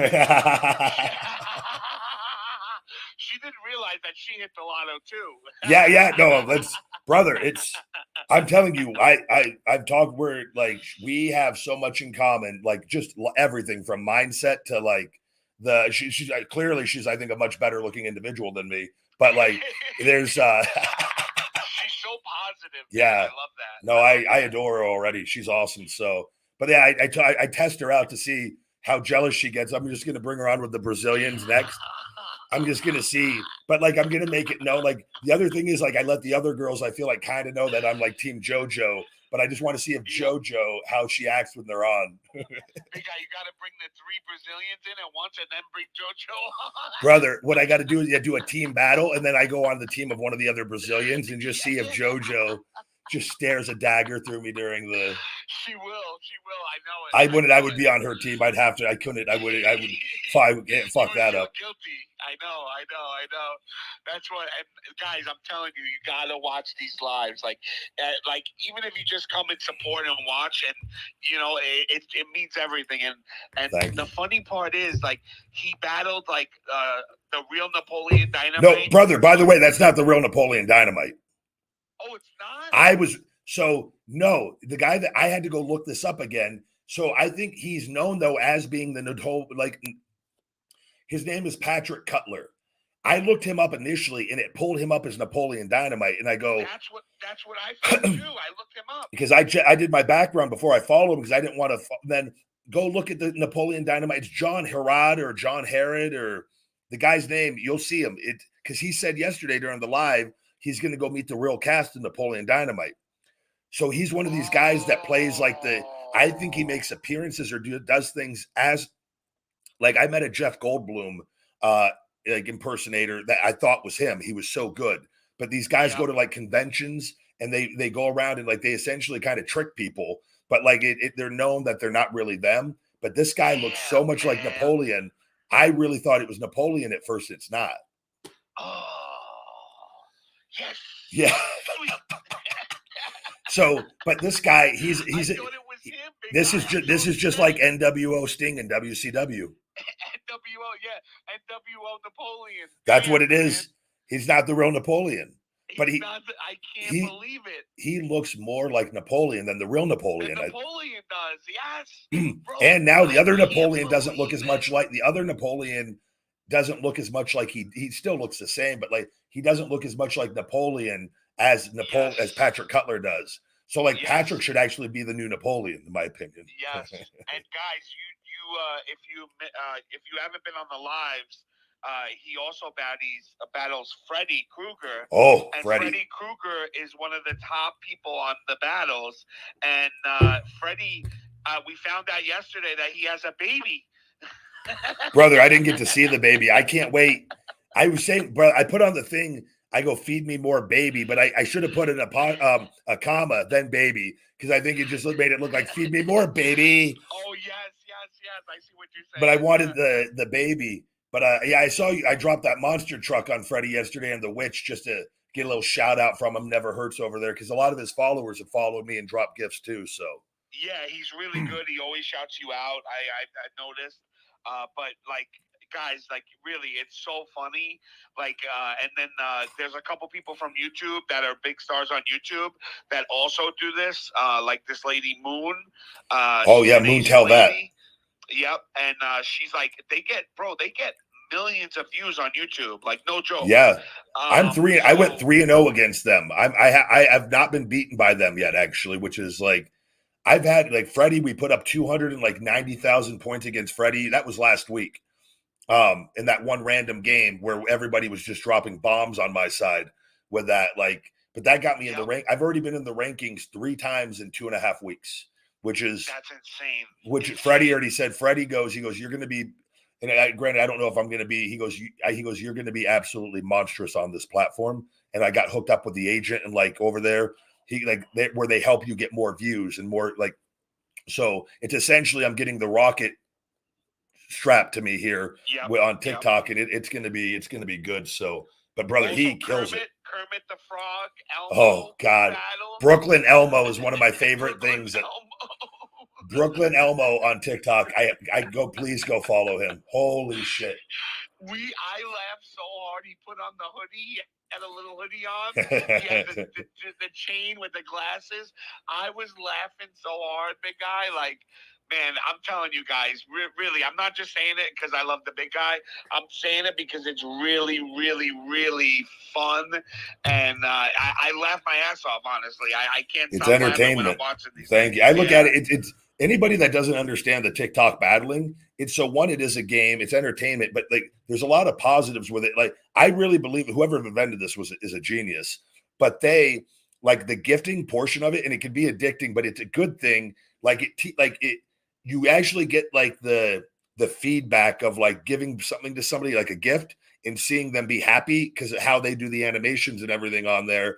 And it really puts you in a good mood. Like before I went to bed, I dropped that. Like I felt good last night. I go, man, this feels good. Like they shout you out, you get attention on there for your channel as well, or your account. Oh, when you drop the monster truck already? But people, you actually see people get like, you get real life feedback of what it feels like to give.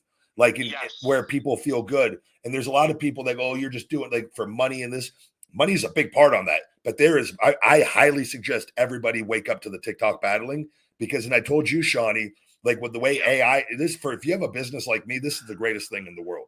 Like I can't 100%, even, 100%. like, I will make my official job. I will go as far as say, I am an official TikTok battler.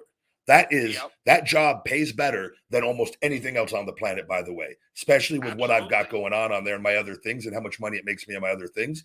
But it is genuinely fucking fun with it. And I've met fucking awesome fucking people, and it's entertainment though. So you look at it, people are paying you for your entertainment, and some people do better at it. Some people try, like I try.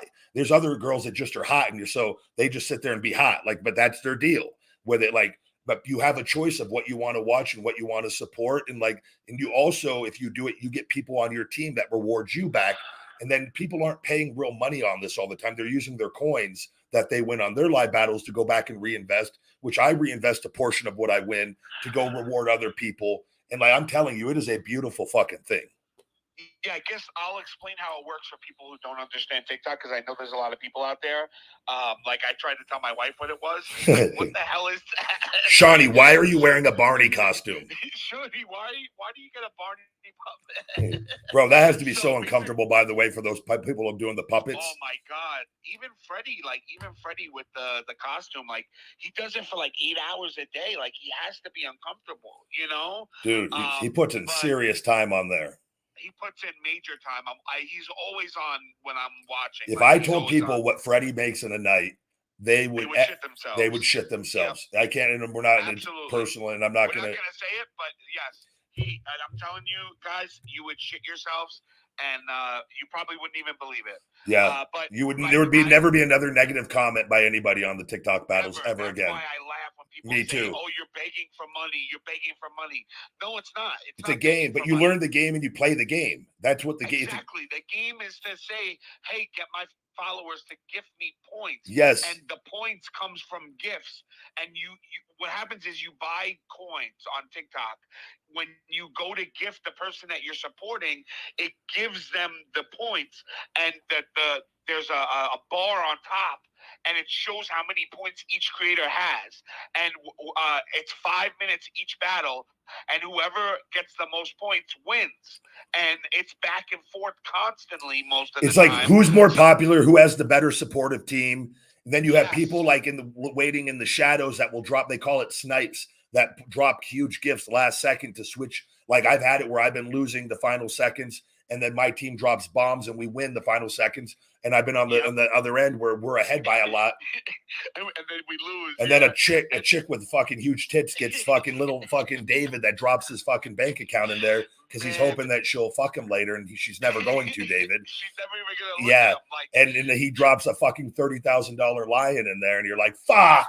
Bro, JoJo, when she was battling you, she had one guy named Michael, and he must have gifted her over 100,000. Bro, Michael was dropping bombs on my side. Like Michael's great. Michael though supports. He was supporting you too? Yeah, Michael. I think met her through my account, so he. That's why I always shout her out though to grow her following. But Michael, if we're battling, Michael will go support her, and I completely understand. Like. I would go. I tried to get on my other phone and go give her points on my account. I wouldn't let me. Like I just absolutely adore JoJo. Like I will lose to JoJo all day long. Yeah. No, I know. When I see her happy, like I legitimately feel like just such fucking joy when I see her happy. Like, bro, I've never seen you. I was talking with John about this during the week, and I've never seen you. And I told you this as well. like you're this is the happiest I've ever seen you in the 3 months I've known you, and it's just like pure happiness when you're doing it, and I love it. Well, a lot of good. You got to Like, I remember feel though, like- I've spent 7.5 years killing myself and like making a ton of money and then watching I like, know, and then but That's what having I'm like saying, things baby. cut off and then like and having to find other ways and like and then all the WWE stuff I finally won like and then the Chase stuff this I past know. week like and then me like she's Yep. been like really good and then finally kind of figuring out another way of like they're not going to stop me. I know enough people Yep. now like so it's like I'm like fuck, but this It's is like everything is falling into place. You know, that's and what I it's said. It's that nice. slingshot that's getting pulled back and loaded is finally getting ready to get unleashed. So, and it's Yep, already like yep. it's been, but like she puts me in a very good mood. I would like she is the what's the Hulk that I have inside of me. She can bring out the Bruce Banner a little bit. Gets those endorphins going. Yeah. I'm very like I'm pretty transparent. Like I've known a lot of really hot chicks and done really well in my life. Like I don't look at her like in a like. I like since I met her, I haven't been liking anybody's Instagram photos because I was like, fuck, I don't want to like I don't want her to like see I'm liking all these chicks photos and like I was like, fuck, nobody's ever got me to like nobody's got me to like ever think about that like ever. I was like, fuck, that's pretty good. I know what you mean though. When like but I don't want to either. Like I'm not like I don't want to. It's not like oh I'm afraid. Like we're not even like together. And I was just like oh I just don't want to. I don't need to be doing that. So yeah. No, I get it. Completely get it. But yeah, I mean, that's the way you like. Man, I know. I felt that same feeling. Like I feel the same feeling with my wife. Yeah. Like, it just stops. Like once you meet that person, it's like I don't care about anybody else. Like I don't even look at girls that way. You know. But I like all her business, like everything. She literally like has her business. She's doing what I did years ago. I'm building my business and like hustling and like, but like mindset. Like there's everything. And I told her that other thing, like I go literally everything that like I in my head, because like I know who I am, like everything that I would want in a woman, I go, fuck, that's exactly what I would want. And so finally, she's literally the only person I've ever met that I've said that with. And I just like so I go, that's like insane, man. All because of TikTok, right? Like TikTok is insane. Yeah. It's why like, but it's been a great fucking week. That's what I'm saying. It's been such a great weekend. You're just getting started, and once the shop is up, and guys, like they're like 8x10s are going to be available. I'm going to have those up today, hopefully. If I get those, if John can get those images, if not, I could even still put up with the images and add more images later. But and I've got everything. I'm going to be putting more 8x10s, and we're going to have all the Feed Me More merch because I just had to get authorized for the Feed Me More brand, which hopefully will go. You need somebody to make you like an 8x10 image? Is that what you need? No. So those 8x10s, those pictures I sent you, I could use those on the, but I just wanted something with an official, like one of those with the text that I put you, to be on the image with it. Oh, I see what you're saying. Okay, I got you. Like just to make it look I'll make it happen. To make it look a little more presentable for the TikTok shop with the pendant and then I can fill out all the details and get that all up and going.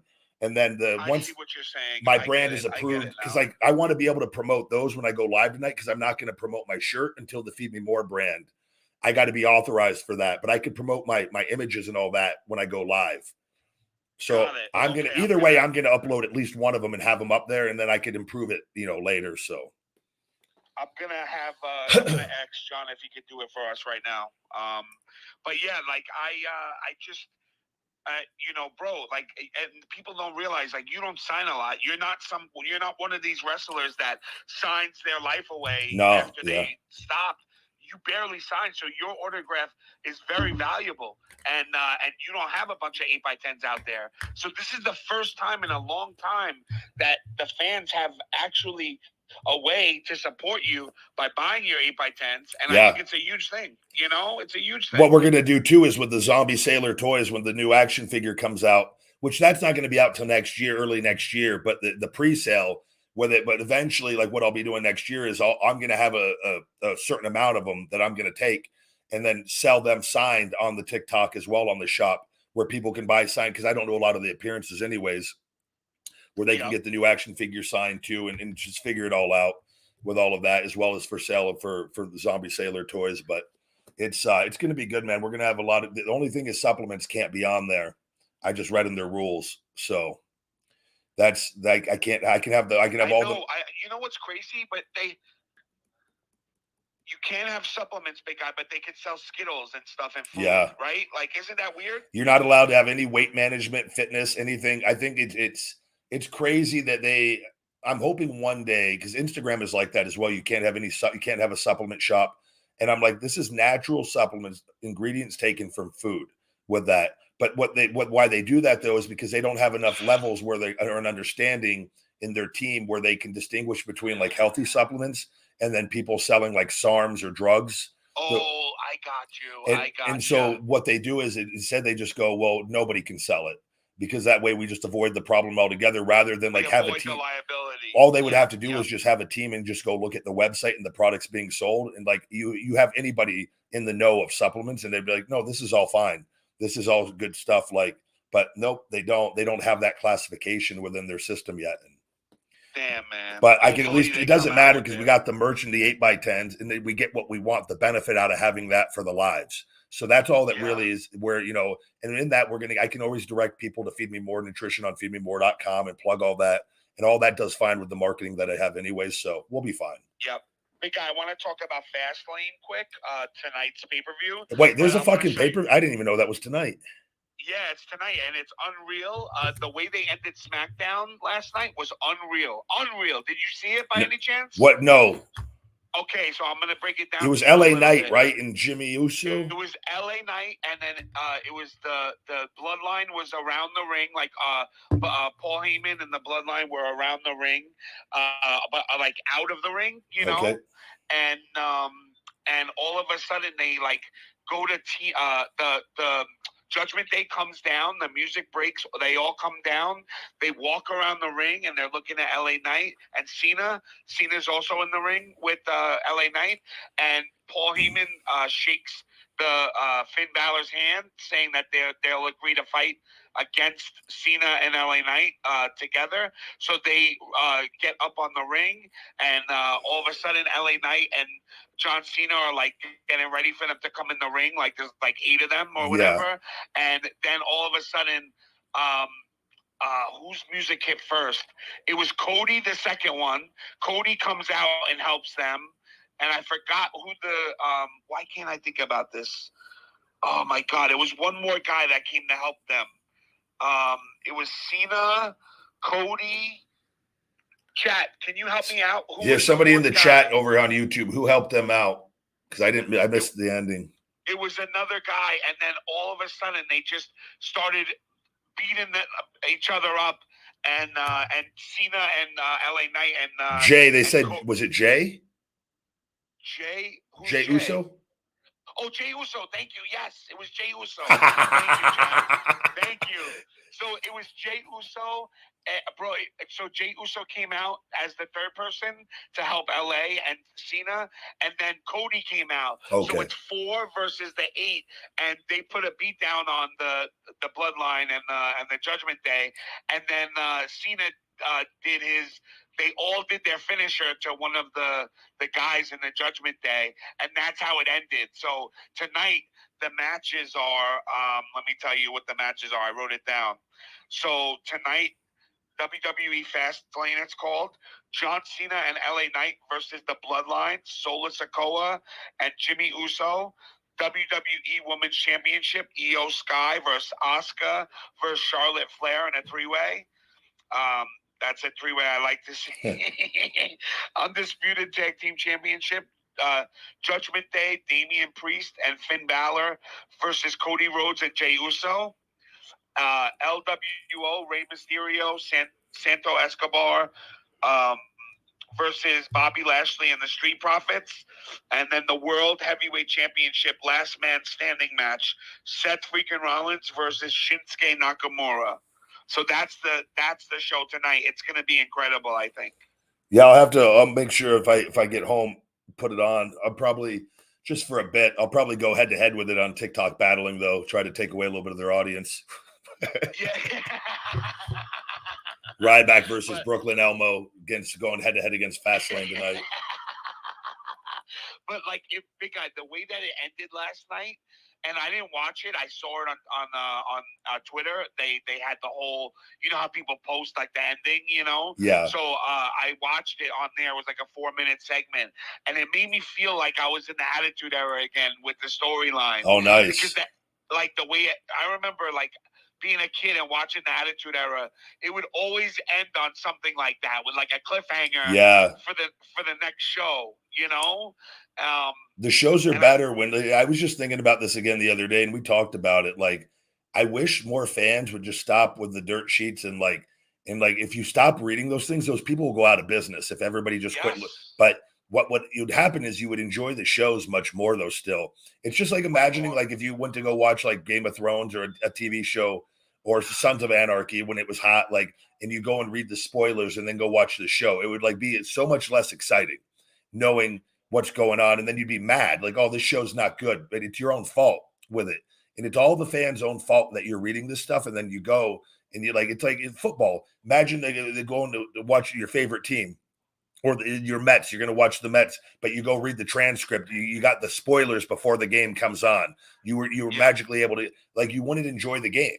You would know already. You might still enjoy it a little, but it wouldn't be nowhere near because you don't know, that excitement is gone because you already know what's going to happen. And that's what's happened. Wrestling fans, I'm telling you, I promise you, if you just stop reading this shit and letting these fucking retards out there fucking ruin things for you, you will like the shit so much better. Even if it's not perfect, it will be way better not knowing. I promise you. Yeah, and you know what's a big example of that, big guy? When WCW gave out the match endings in WWF, and when they did that, 300,000 people end up switching the channel over to WCW when they found out who was going to win. Yeah. Because they were like, why should I watch it if I know what happened? Yeah. Because you want the excitement of not knowing what's going to happen on the other channel. Exactly. Yep. Exactly. So you're 100% right with that. I wish the dirt sheets would just go away. There are a couple of reputable reporters, and I wish it was just like sports. Like, there are good reporters out there that do their job well, but the reporters, if you could get a couple reporters that are in on it and don't like stooge things, but they help anticipate matches instead. Imagine how cool that would be. Like, instead, though, you've got losers like Melter and these fucking retards out there, though, that are just looking to make as much money, and they deep down hate themselves and hate wrestling, I feel, because they never could do it. So they just try to ruin everything and make money off of it and create lies and drama for people that don't exist. And then there's a whole new generation of fucking people that grew up with him that are now doing what he does. It's like 100%. And where it's just it's a crippled mindset. My thing is just, you have to understand these are mentally crippled people. You like, just block them out, and you'll enjoy the stuff that they're not good people with it. So, but it's up to you. I can't fucking. If you block them, like, it feels so much better. Yeah. Like, just watching an event, not seeing the negative. Like, That's why I block anything. Just live your life and like enjoy it and go have a fucking life outside of it, and you'll enjoy the entertainment that it is. Instead, though, you fucking get addicted and hooked on this shit, and like then you wonder why you don't, like, you're literally taking away from your own fucking joy and happiness with that. Primitive Jeff was saying it's like Santa, like, you know, like how exciting was Santa when you thought he was real, right? Like, absolutely. And it's that same excitement that you have for wrestling, and then it gets ruined when you find out what's going to happen. Like, when you find out mommy and daddy are fucking taking a few bites of cookies and drinking the milk and pulling the fucking goddamn gifts out of the fucking closet hidden under blankets, and then you realize that the magic is fucking gone. Welcome to fucking adulthood at a young age. That fucking TPX fucking sweet yellow and blue baseball bat wasn't fucking Santa's fucking big bag coming down the chimney. Fucking Roger Dodger and fucking Janine had it fucking in their closet behind some fucking clothes for fucking 3 months. That's what I call my dad. He's a Dodgers fan, Roger Dodger. I love that, Roger Dodger. That's amazing, man. I should have done that as my wrestling name, Roger Dodger. Roger Dodger. Roger Dodger's coming in to feud with LA Knight here eventually. So, you know, I I love that kind of wrestling where, like, there's, like we said, like, the storylines involved, and they did the bloodline so right. Like, to me, the way they did the bloodline story was perfect. Like, they couldn't have done it better, in my opinion. And I know we talk a lot of crap about WWE, but there's things that they do well, obviously, and that's why they're so successful. And that's one of those things they do well, where AEW is still on the slow get up, where hey, like, you have the money, man. Just hire, like, and I know people hate Russo, and I've said it before, like, hire somebody like Russo, man, and have him write. Use his knowledge and get other people around and control it but get that format. I'm telling you, get a team of just the right people. And that might take time, but I'm telling you, things would go in a more positive direction. 1,000%. If I was on you know what I would do if I was WWE? I would have announced, I would do it now. If say the deal with Punk is going to get done, if that is a thing, I would literally have Roman Reigns. I would fucking an open challenge in Chicago, and literally for the Universal Championship or the fucking heavyweight championship. Oh, and have him come out. Have it literally that way and start building the anticipation now, like an open challenge in fucking Chicago, Roman Reigns versus whoever, and let people fucking start fucking talking. That would be genius. That would be actually really good. I'm really creative, Shawnee. I've got a lot of good ideas. No, that would be great. No, seriously, that would be great. God damn it, pal. That's a great idea. You have a good mind for the business, pal. And you got a big cock. Oh my God. Oh man. But I could see that would be a good, like, as far as that shitty Chicago crowd would be fucking thrilled with that. Oh, shit. I like to troll that Chicago crowd just by default for Punk. That's what I did. I was gonna say, what did the Chicagoans do to you? Well, I did that the pre-show stopper when I did the CM Punk entrance was in Chicago, one of my last matches. That was my last match. Or what was that was my last match, Chicago, against Kalisto, where I did the CM Punk entrance. Did you ever see that? No, I never saw that. What you did? Bro, I literally did his whole entrance. The place I had, they wanted to fucking kill me. I got in trouble. They didn't WWE. That I knew I was going to be leaving. I went out there. We fucking killed it. We had one of the best fucking matches and reactions of the whole night and it was on the pre-show because I didn't re-sign the contract. And so that was kind of like my fuck you as I was leaving. And then the next day in St. Louis, I went home. But the whole time I did that match, they were screaming. I did Punk. I did some of his mannerisms. I did some of his moves in the ring. They had no idea I was going to do any of it. I did his entrance. I didn't do my Ryback entrance. I literally stopped. I did the entire CM Punk entrance. It's clobbering time. Like, do the little swirl the sand. Look at the fucking fake gimmick watch. Fucking, it's clobbering time. And then my belt was the pre-show stopper, which they didn't know I was going to wear that. So the entire match, they were fucking John Cone, the referee. They were in his ear. Tell him to take that fucking belt off. And I literally tell them to go fuck themselves. And I did my whole match. I put Kalisto over, and then I rode off into the sunset. Saved his fucking life from breaking his fucking neck. And I rode off. I was professional as always, gave it everything I got. And I rode off into the sunset. What is the story with that big guy? I don't know that story where you saved him. I heard that you caught him or something like that. What is the story with that? He went to, it was one of the moves he was going to do this like torpedo he like jumps off the bottom rope from the inside of the ring or the middle rope. And he does this like spinning torpedo, like head first, like thing into you on the outside. And I just knew where he needed me to be because I've worked it many times. And I could tell right away, like something, like his foot kind of slipped. He was coming down like red. And like, I fucking had to I had to do like a really quick, if you've seen the clip, I just took like 3 steps really quickly and I fucking catch him. I wasn't supposed to catch him. The way he hits me, he was supposed to hit me a different way, but I literally came in and just like scooped him up from his head, fucking hitting it. And where it looked like he kind of fell into me and then I sold it and falling down. And, but it was all like, it was, I just knew as soon as he was going, I could tell the timing of where in his body, he usually would be coming at me at a different angle. And I just knew to fucking just, the thing is he needs to hit you. So you find a way. And it was just, it was very quick, but, and I don't know if he would have been able to, maybe he would have got a hand. He would have probably got hurt to some degree, but, I don't know if he would, because to say a guy would have broke his neck, we avoided we avoided a bad fucking thing regardless. Me and him money. We were money ever before that. Me and him, we get along great. We always did. We always will. I get along with everyone. So, but anybody that ever said, like, if anyone ever said, oh, bad attitude or bad work ethic, if that doesn't show you, I never had one issue my entire time. That was my last match, and I already knew, and I knew I was leaving, and like I went out there and I worked as hard that match that I'd ever worked. And like I put him over clean and like did my job and get that crowd. He got probably the best reaction of anybody that night in Chicago. With that, and that was like it was so I did my job. The fact that you came and did the CM Punk Yeah. Bro, that's entertainment. That's what it's all about, though. I was a heel. They weren't, dude. It's go fucking watch. You got to go listen. It's fucking loud. This moment they realized what was going. I was a heel. We didn't get a lot of buildup because I didn't sign the contract, so they weren't giving us buildup for the match.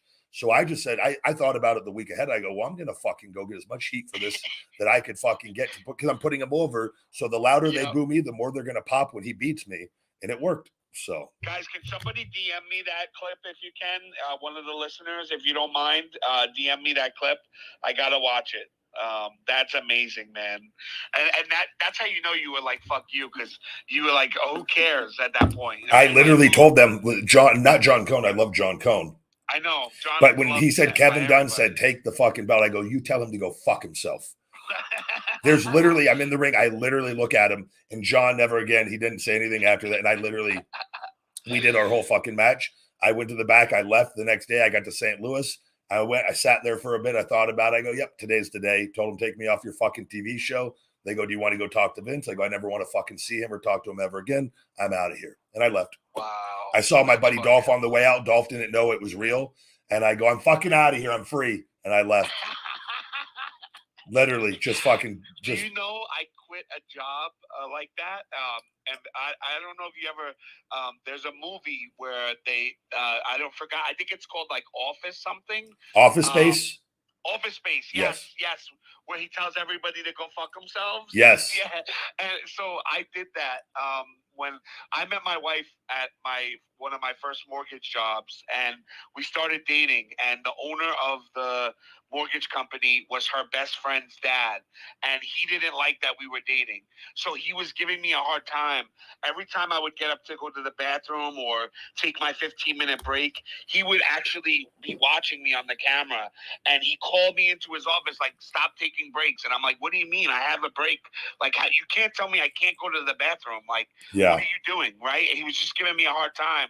So I got so upset that I was literally, big guy, I was at my desk, and I don't take shit like that from bosses because I work very hard and I'm a great worker and I'll do anything you ask me to, but just don't bully me. I'm not one to be bullied. And I was shaking so bad at my desk that I knew I had to quit that day, and I hadn't told her yet. So I walk into the office. The three bosses are sitting there, and I said, guys, I just want to let you know I'm leaving right now. If I don't, I'm going to end up punching one of you in the face, and I don't want that to happen. And I swear to God, you could ask her. She was there. This is all true story. And I said, fuck you, fuck you, fuck you. I'm out of here. And I walked out, and they're trying to get me back in because I was such a good worker. And I'm like, no, I'm not coming. You guys, he fucking bullied me. He watches me on tape, and I'm done with it. I'm sick of it. I'm shaking like that's how angry I am. Yeah. And I walk out, and my wife's office was right outside their office. And I said, I love you. I'm out of here. Fuck this place. Goodbye. And I walked out, and I told everyone, as I was walking out, I was like, fuck you. I hate you. I like you. I went off. I went absolutely off. And my wife didn't know. So she was like, at the time we were just started dating. So she's like, Sean, what the fuck happened? She comes running out after me. It was like, what a scene, big guy. What a scene. But I left, and the valet, I had to wait for a valet guy to get my car, and he goes, you're leaving? I go, I'm fucking done, buddy. I'm out of here.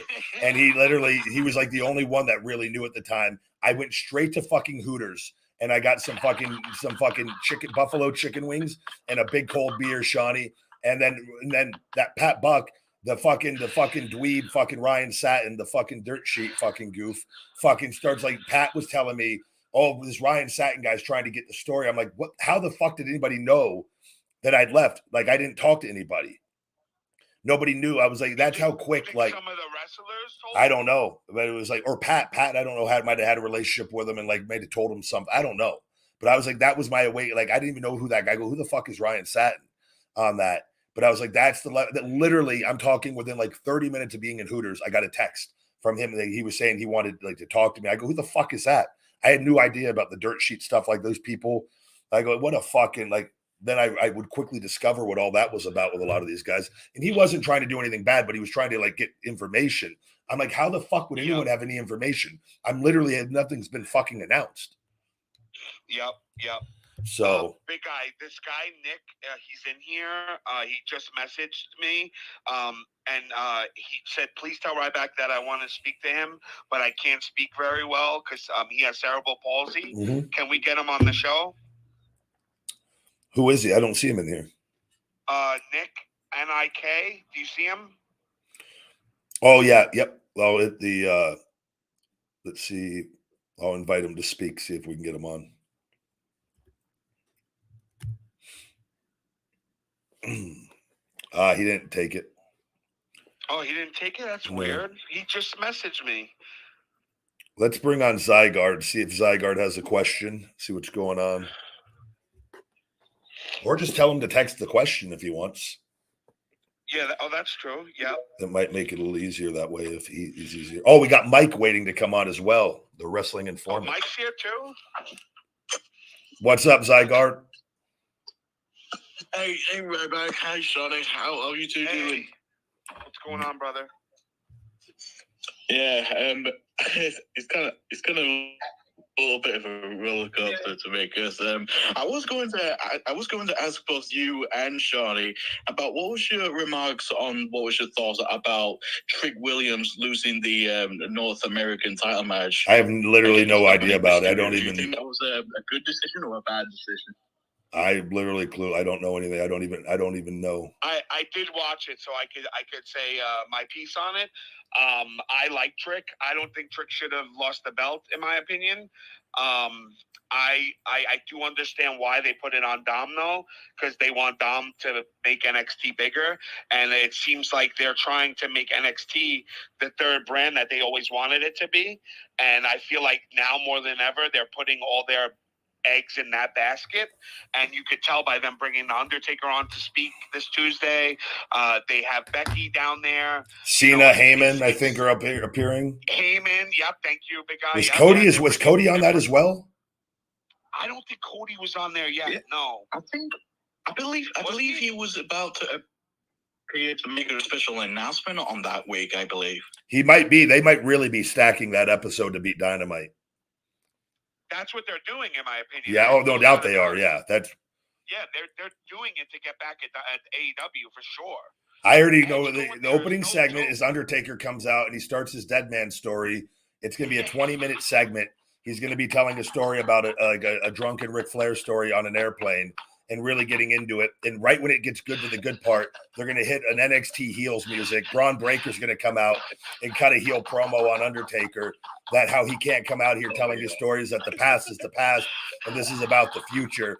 And then you're going to get, excuse me, Paul Heyman's going to come out and try to give a big spiel about how he loves fucking Twinkies and Oreos and that fucking NXT is fucking not nowhere as good as fucking Roman Reigns and WWE SmackDown. And then you're going to get Cena's music is fucking going to come out. And then Cody's going to fucking come out and ask the crowd what they want to talk about. And then everyone's going to go, we want to hear the fucking finish of this dead man story. And then you're going to have also maybe fucking one other person do a run in and everyone's going to hit their finish. And it's going to end with a choke slam on Braun Breaker. Book it. NXT beats fucking Dynamite 1.8 to fucking 54,000. Yeah. I believe that could actually work. Brother, I'm telling you, I could be a fucking great writer.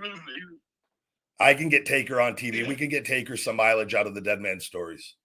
Let's do it. Zygarde, thank you for the question. Nick is actually here. We're going to take his question, okay? All right, sure. Nick, are you here? Thank you, Zygarde. Yeah. How you doing, Nick? How you doing, brother? Yeah. Thank you for coming on, Nick.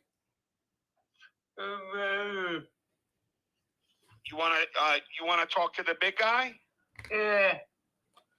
What's your question?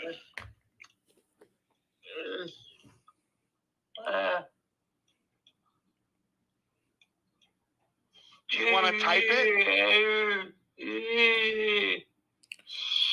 See if Shawnee, can you see if he can type it and then Yeah, Nick, can you type it for us, brother? And I'll have the big guy answer it for you.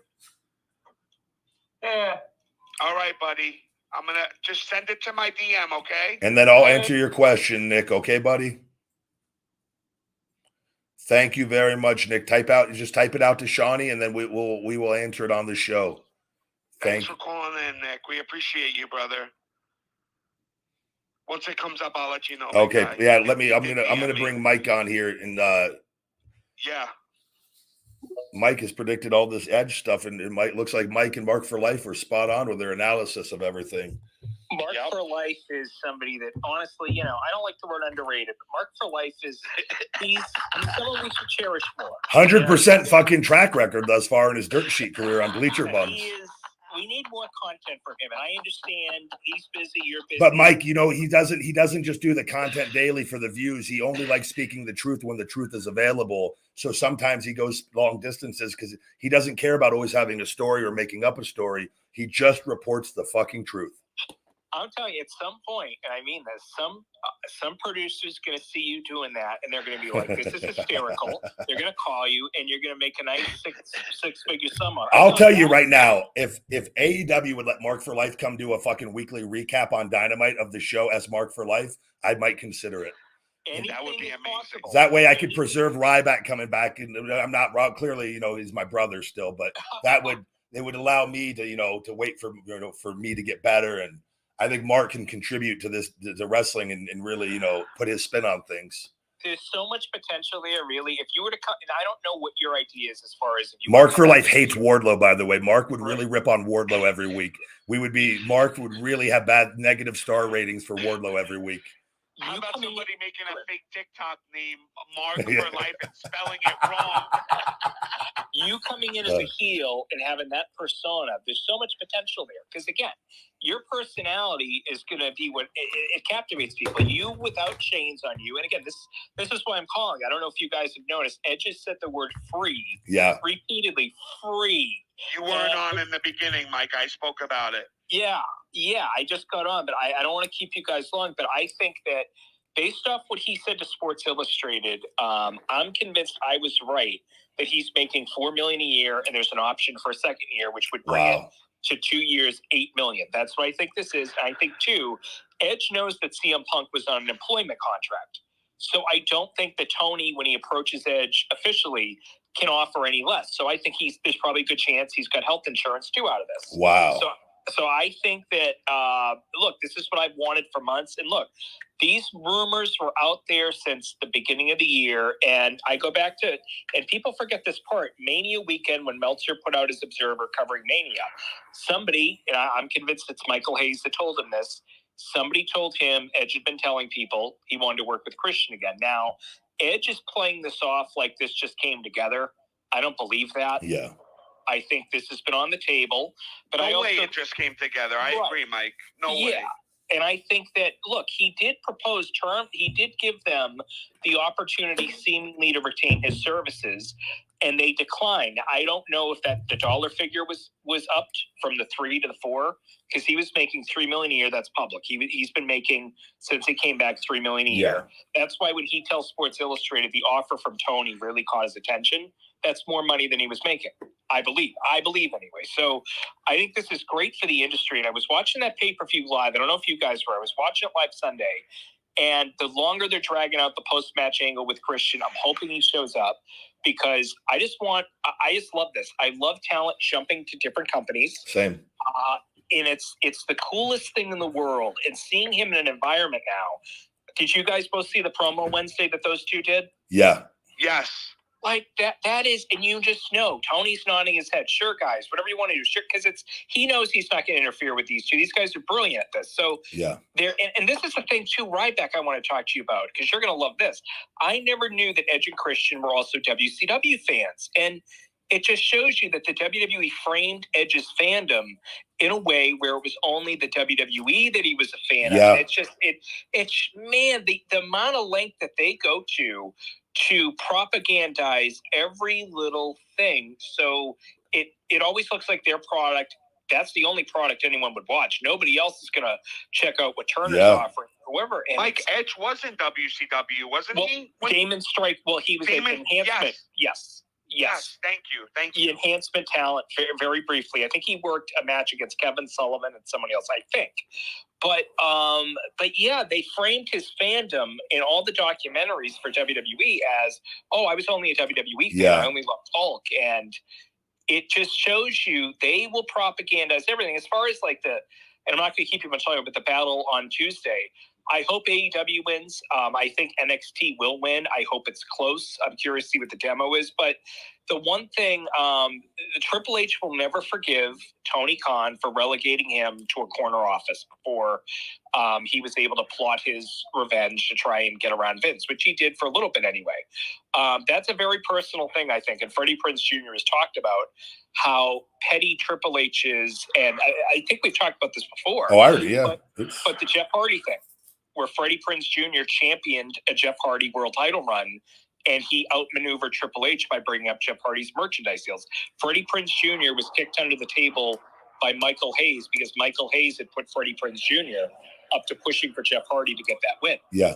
And Triple H never forgot it. He was completely scumbag. People don't realize this is why one of the things I say, I'm speaking from experience of things that I know, and everybody gets caught up in like, so it is, I'm telling you, it's the worst environment. Anyone that thinks Hunter's innocent and all this, he's just as bad in many. I've seen him do it. I've seen him do it with me and other people.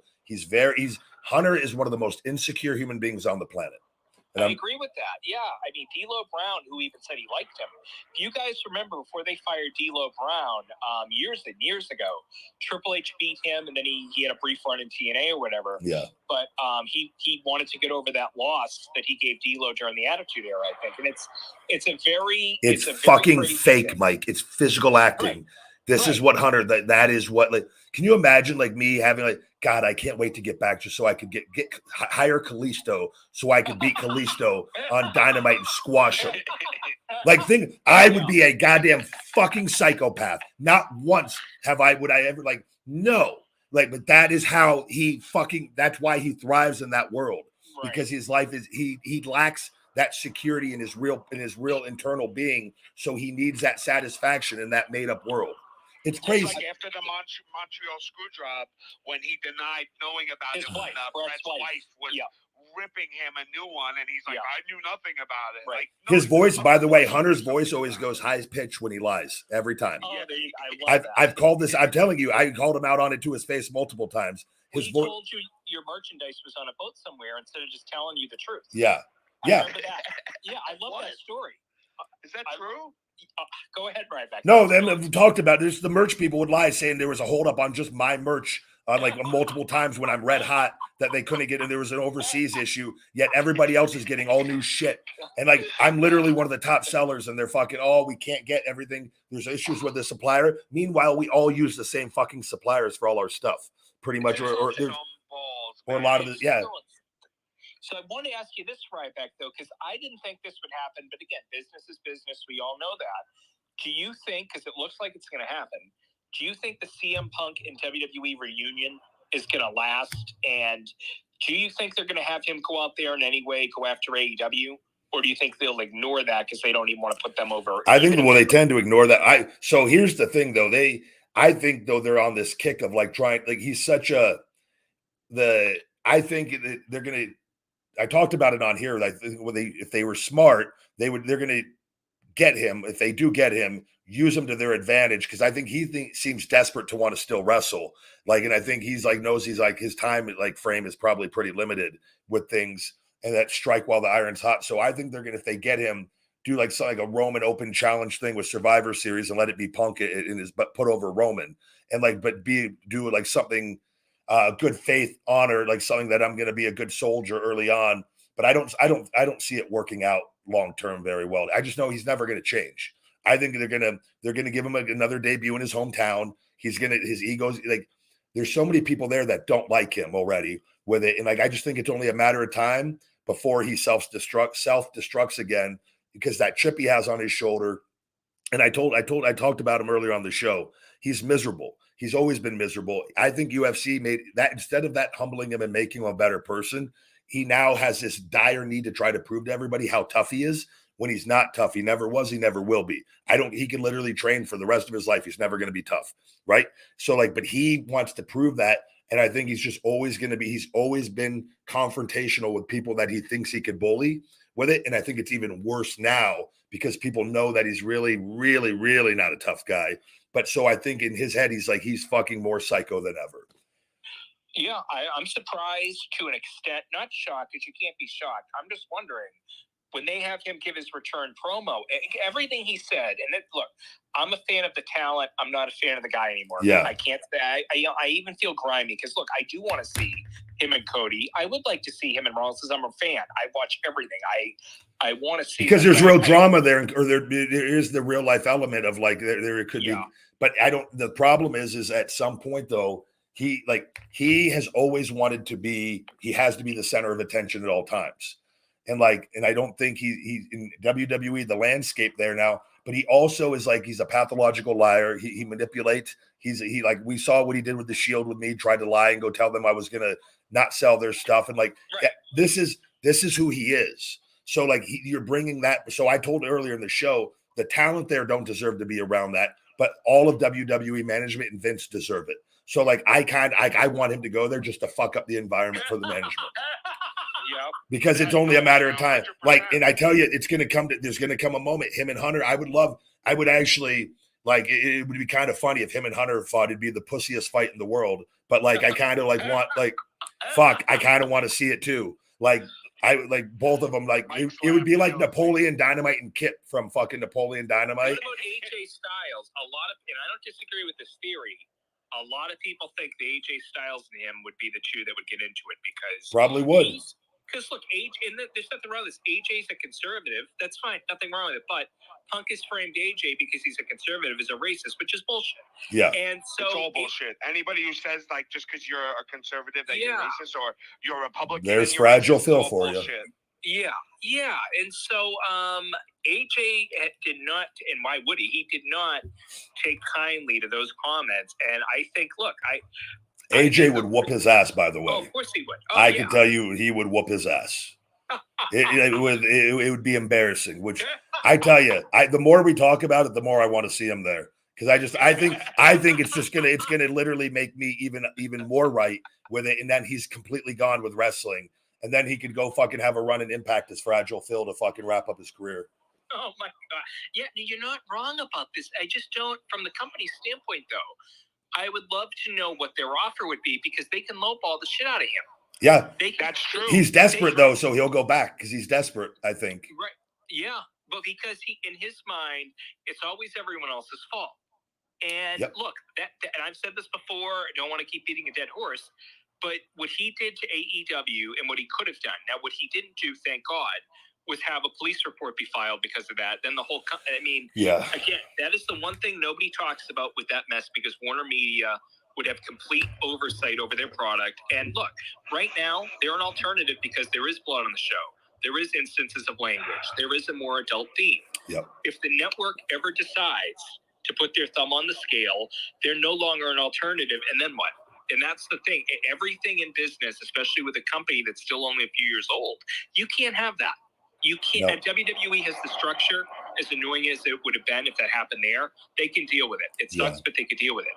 AEW cannot, at this juncture, afford those kind of incidents. But look, I find that fascinating. But the edge thing, and I'll let you go on this. I really think Drew McIntyre is at minimum going to want to talk to Tony. Yeah. Because he has not put pen to paper. And look, if you're Tony, and you want to try and match or exceed Wembley from last year, Drew McIntyre is a given on that card for London. He's a given. So it's just, and I'll let you go on this, but again, this is a great time for you, Ryback. This is a great time for all your colleagues. I just want to say again, I want to apologize last time for talking about a colleague, you're Sammy Callahan. I could have been. Oh no, you're brother. No, I don't ever take anything personal. Everybody I just know, I've seen I don't know a ton about him. I just know from a work standpoint of how hard he works. I know Like I just remember him in those matches, and I don't follow his career or anything. Yeah, I just want to be more respectful, and I just want to apologize about that because I could probably be a little more tactful when I'm talking about people. Again, I don't know who you're friends with, and I should be more careful about that. So, that's all right. No, I'm not even friends with him. I just know he's like. I was just saying, like, yeah. I just know, like, I remember like, he had something. I do think that he just has something to offer the wrestling because as far as what he, I just from what I saw on this matches and stuff, but. I'm not. You would be more familiar with his TV work than I ever would be. So yeah, and I was going to tell you this, and I'll let you go. And I don't think this is going to happen, but it's the wrestling business, so it's crazy. But Sean Ross Sapp keeps playing up the idea, and I think it's nothing but an idea. I think she's going to stay, but he keeps saying that Becky Lynch could be a free agent, and I would think the only way, if I'm Tony, because that would cost a lot of money to get her, is to get Rollins too. I keep mentioning the idea of getting Seth Rollins because him and Moxley in an AEW ring on the microphone, that contract pays for itself in that first promo. Yeah. That's it. I don't think that is something to watch next year. I think she's up close to next summer. But again, this is such a great time for you, Ryback. It's a great time for everybody in the industry because there's another billionaire now, and Edge is going to tell everyone. It's a priority for Tony to make him He's huge in so many ways. It's awesome. It's awesome. But I'll let you go. Have a great weekend, guys. And thank you, Mike. Talk to you later. Yep. Later, Mike. Appreciate it. Thank you as always. And I was saying too, it's like, but that's where you get the big time players and you get on that show and then you get people though that can contribute, that understand what needs to be done. And like I said, it should be difficult to get on TV. Whereas a lot of people have been on TV that probably, it was what it was and they got away with it. That's all they had, the only options for a while. But I think the competition is getting raised. The bar is getting higher and higher. And I think if they want to, keep surviving and thriving, they got to make adjustments. The production has to improve and the creative has to improve. And, getting guys like that are big time players. That's you're getting big time physical actors that are like heavy TV time invested in them. It will help your product if you have good creative along with it. So, absolutely, big guy. I agree. And yeah, man, that's it. That's all I have. I don't know if you have anything else. Oh, sorry, I have to give you Nick. Oh yeah, please, yes. And he said, did you wrestle in Houston, dude? I wanted to go to that show when you were wrestling, but my mom said no. Sad face. I don't know what match in Houston. I don't know. Did you ever wrestle in Houston? I've wrestled in Houston. Yeah, I have wrestled in Houston quite a lot. I don't know what match he's specifically talking about, though. I would imagine it had to have been a WWE TV or live event or even pay-per-view. I remember we've wrestled pay-per-view there. But he also said he hasn't liked Triple H because he cheated on China.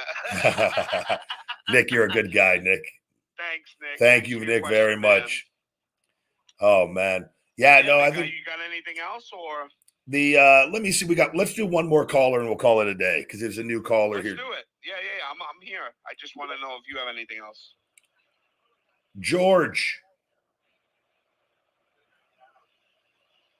you there? Ladies and gentlemen, there was shockwaves sent through WWE SmackDown tonight as concerns the references to CM Punk. I have this guy a very noteworthy day all day long as concerns all the news, the rumors, and headlines about CM Punk. We have very monumental updates on CM Punk tonight. We heard that Triple H is going to return with a major announcement on SmackDown. Well, we're going to break the news down as to what Triple H's announcement is going to be on SmackDown. Also, got even more breaking news, backstage updates on CM Punk. Also, what was hinted towards a CM Punk return tonight on SmackDown during the commentators booth, because Corey Graves sparked social media buzz with a CM Punk reference on SmackDown tonight. During the October 6th edition of SmackDown tonight, WWE began hyping on it. Okay, I'm good. Yeah, is that him speaking or is that like radio?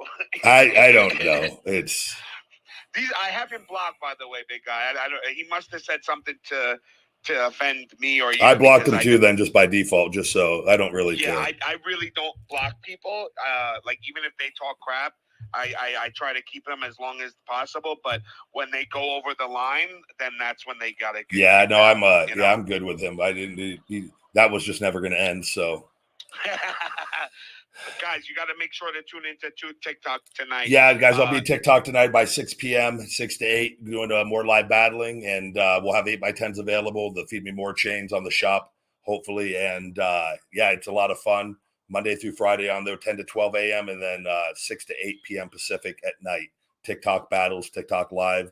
I do answer some questions. You're allowed, if you guys make a TikTok account and battle, you guys are allowed to come on and talk to me and battle with me during the battle. It's a lot of fun. So hopefully see you guys over 9 there. 9 p.m. Eastern, guys. 9 p.m. Eastern. So, Yep. you know. You guys could come meet JoJo over there as well. JoJo might be on tonight, I think. So.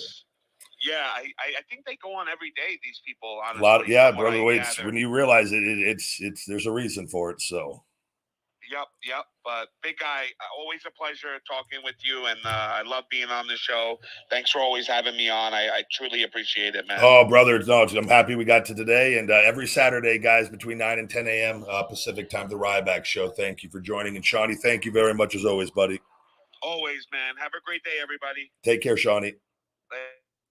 The big sausage, ladies and gentlemen. We're going to wrap up today's show, guys. We'll be back next week, but you can see me every day on TikTok live on there.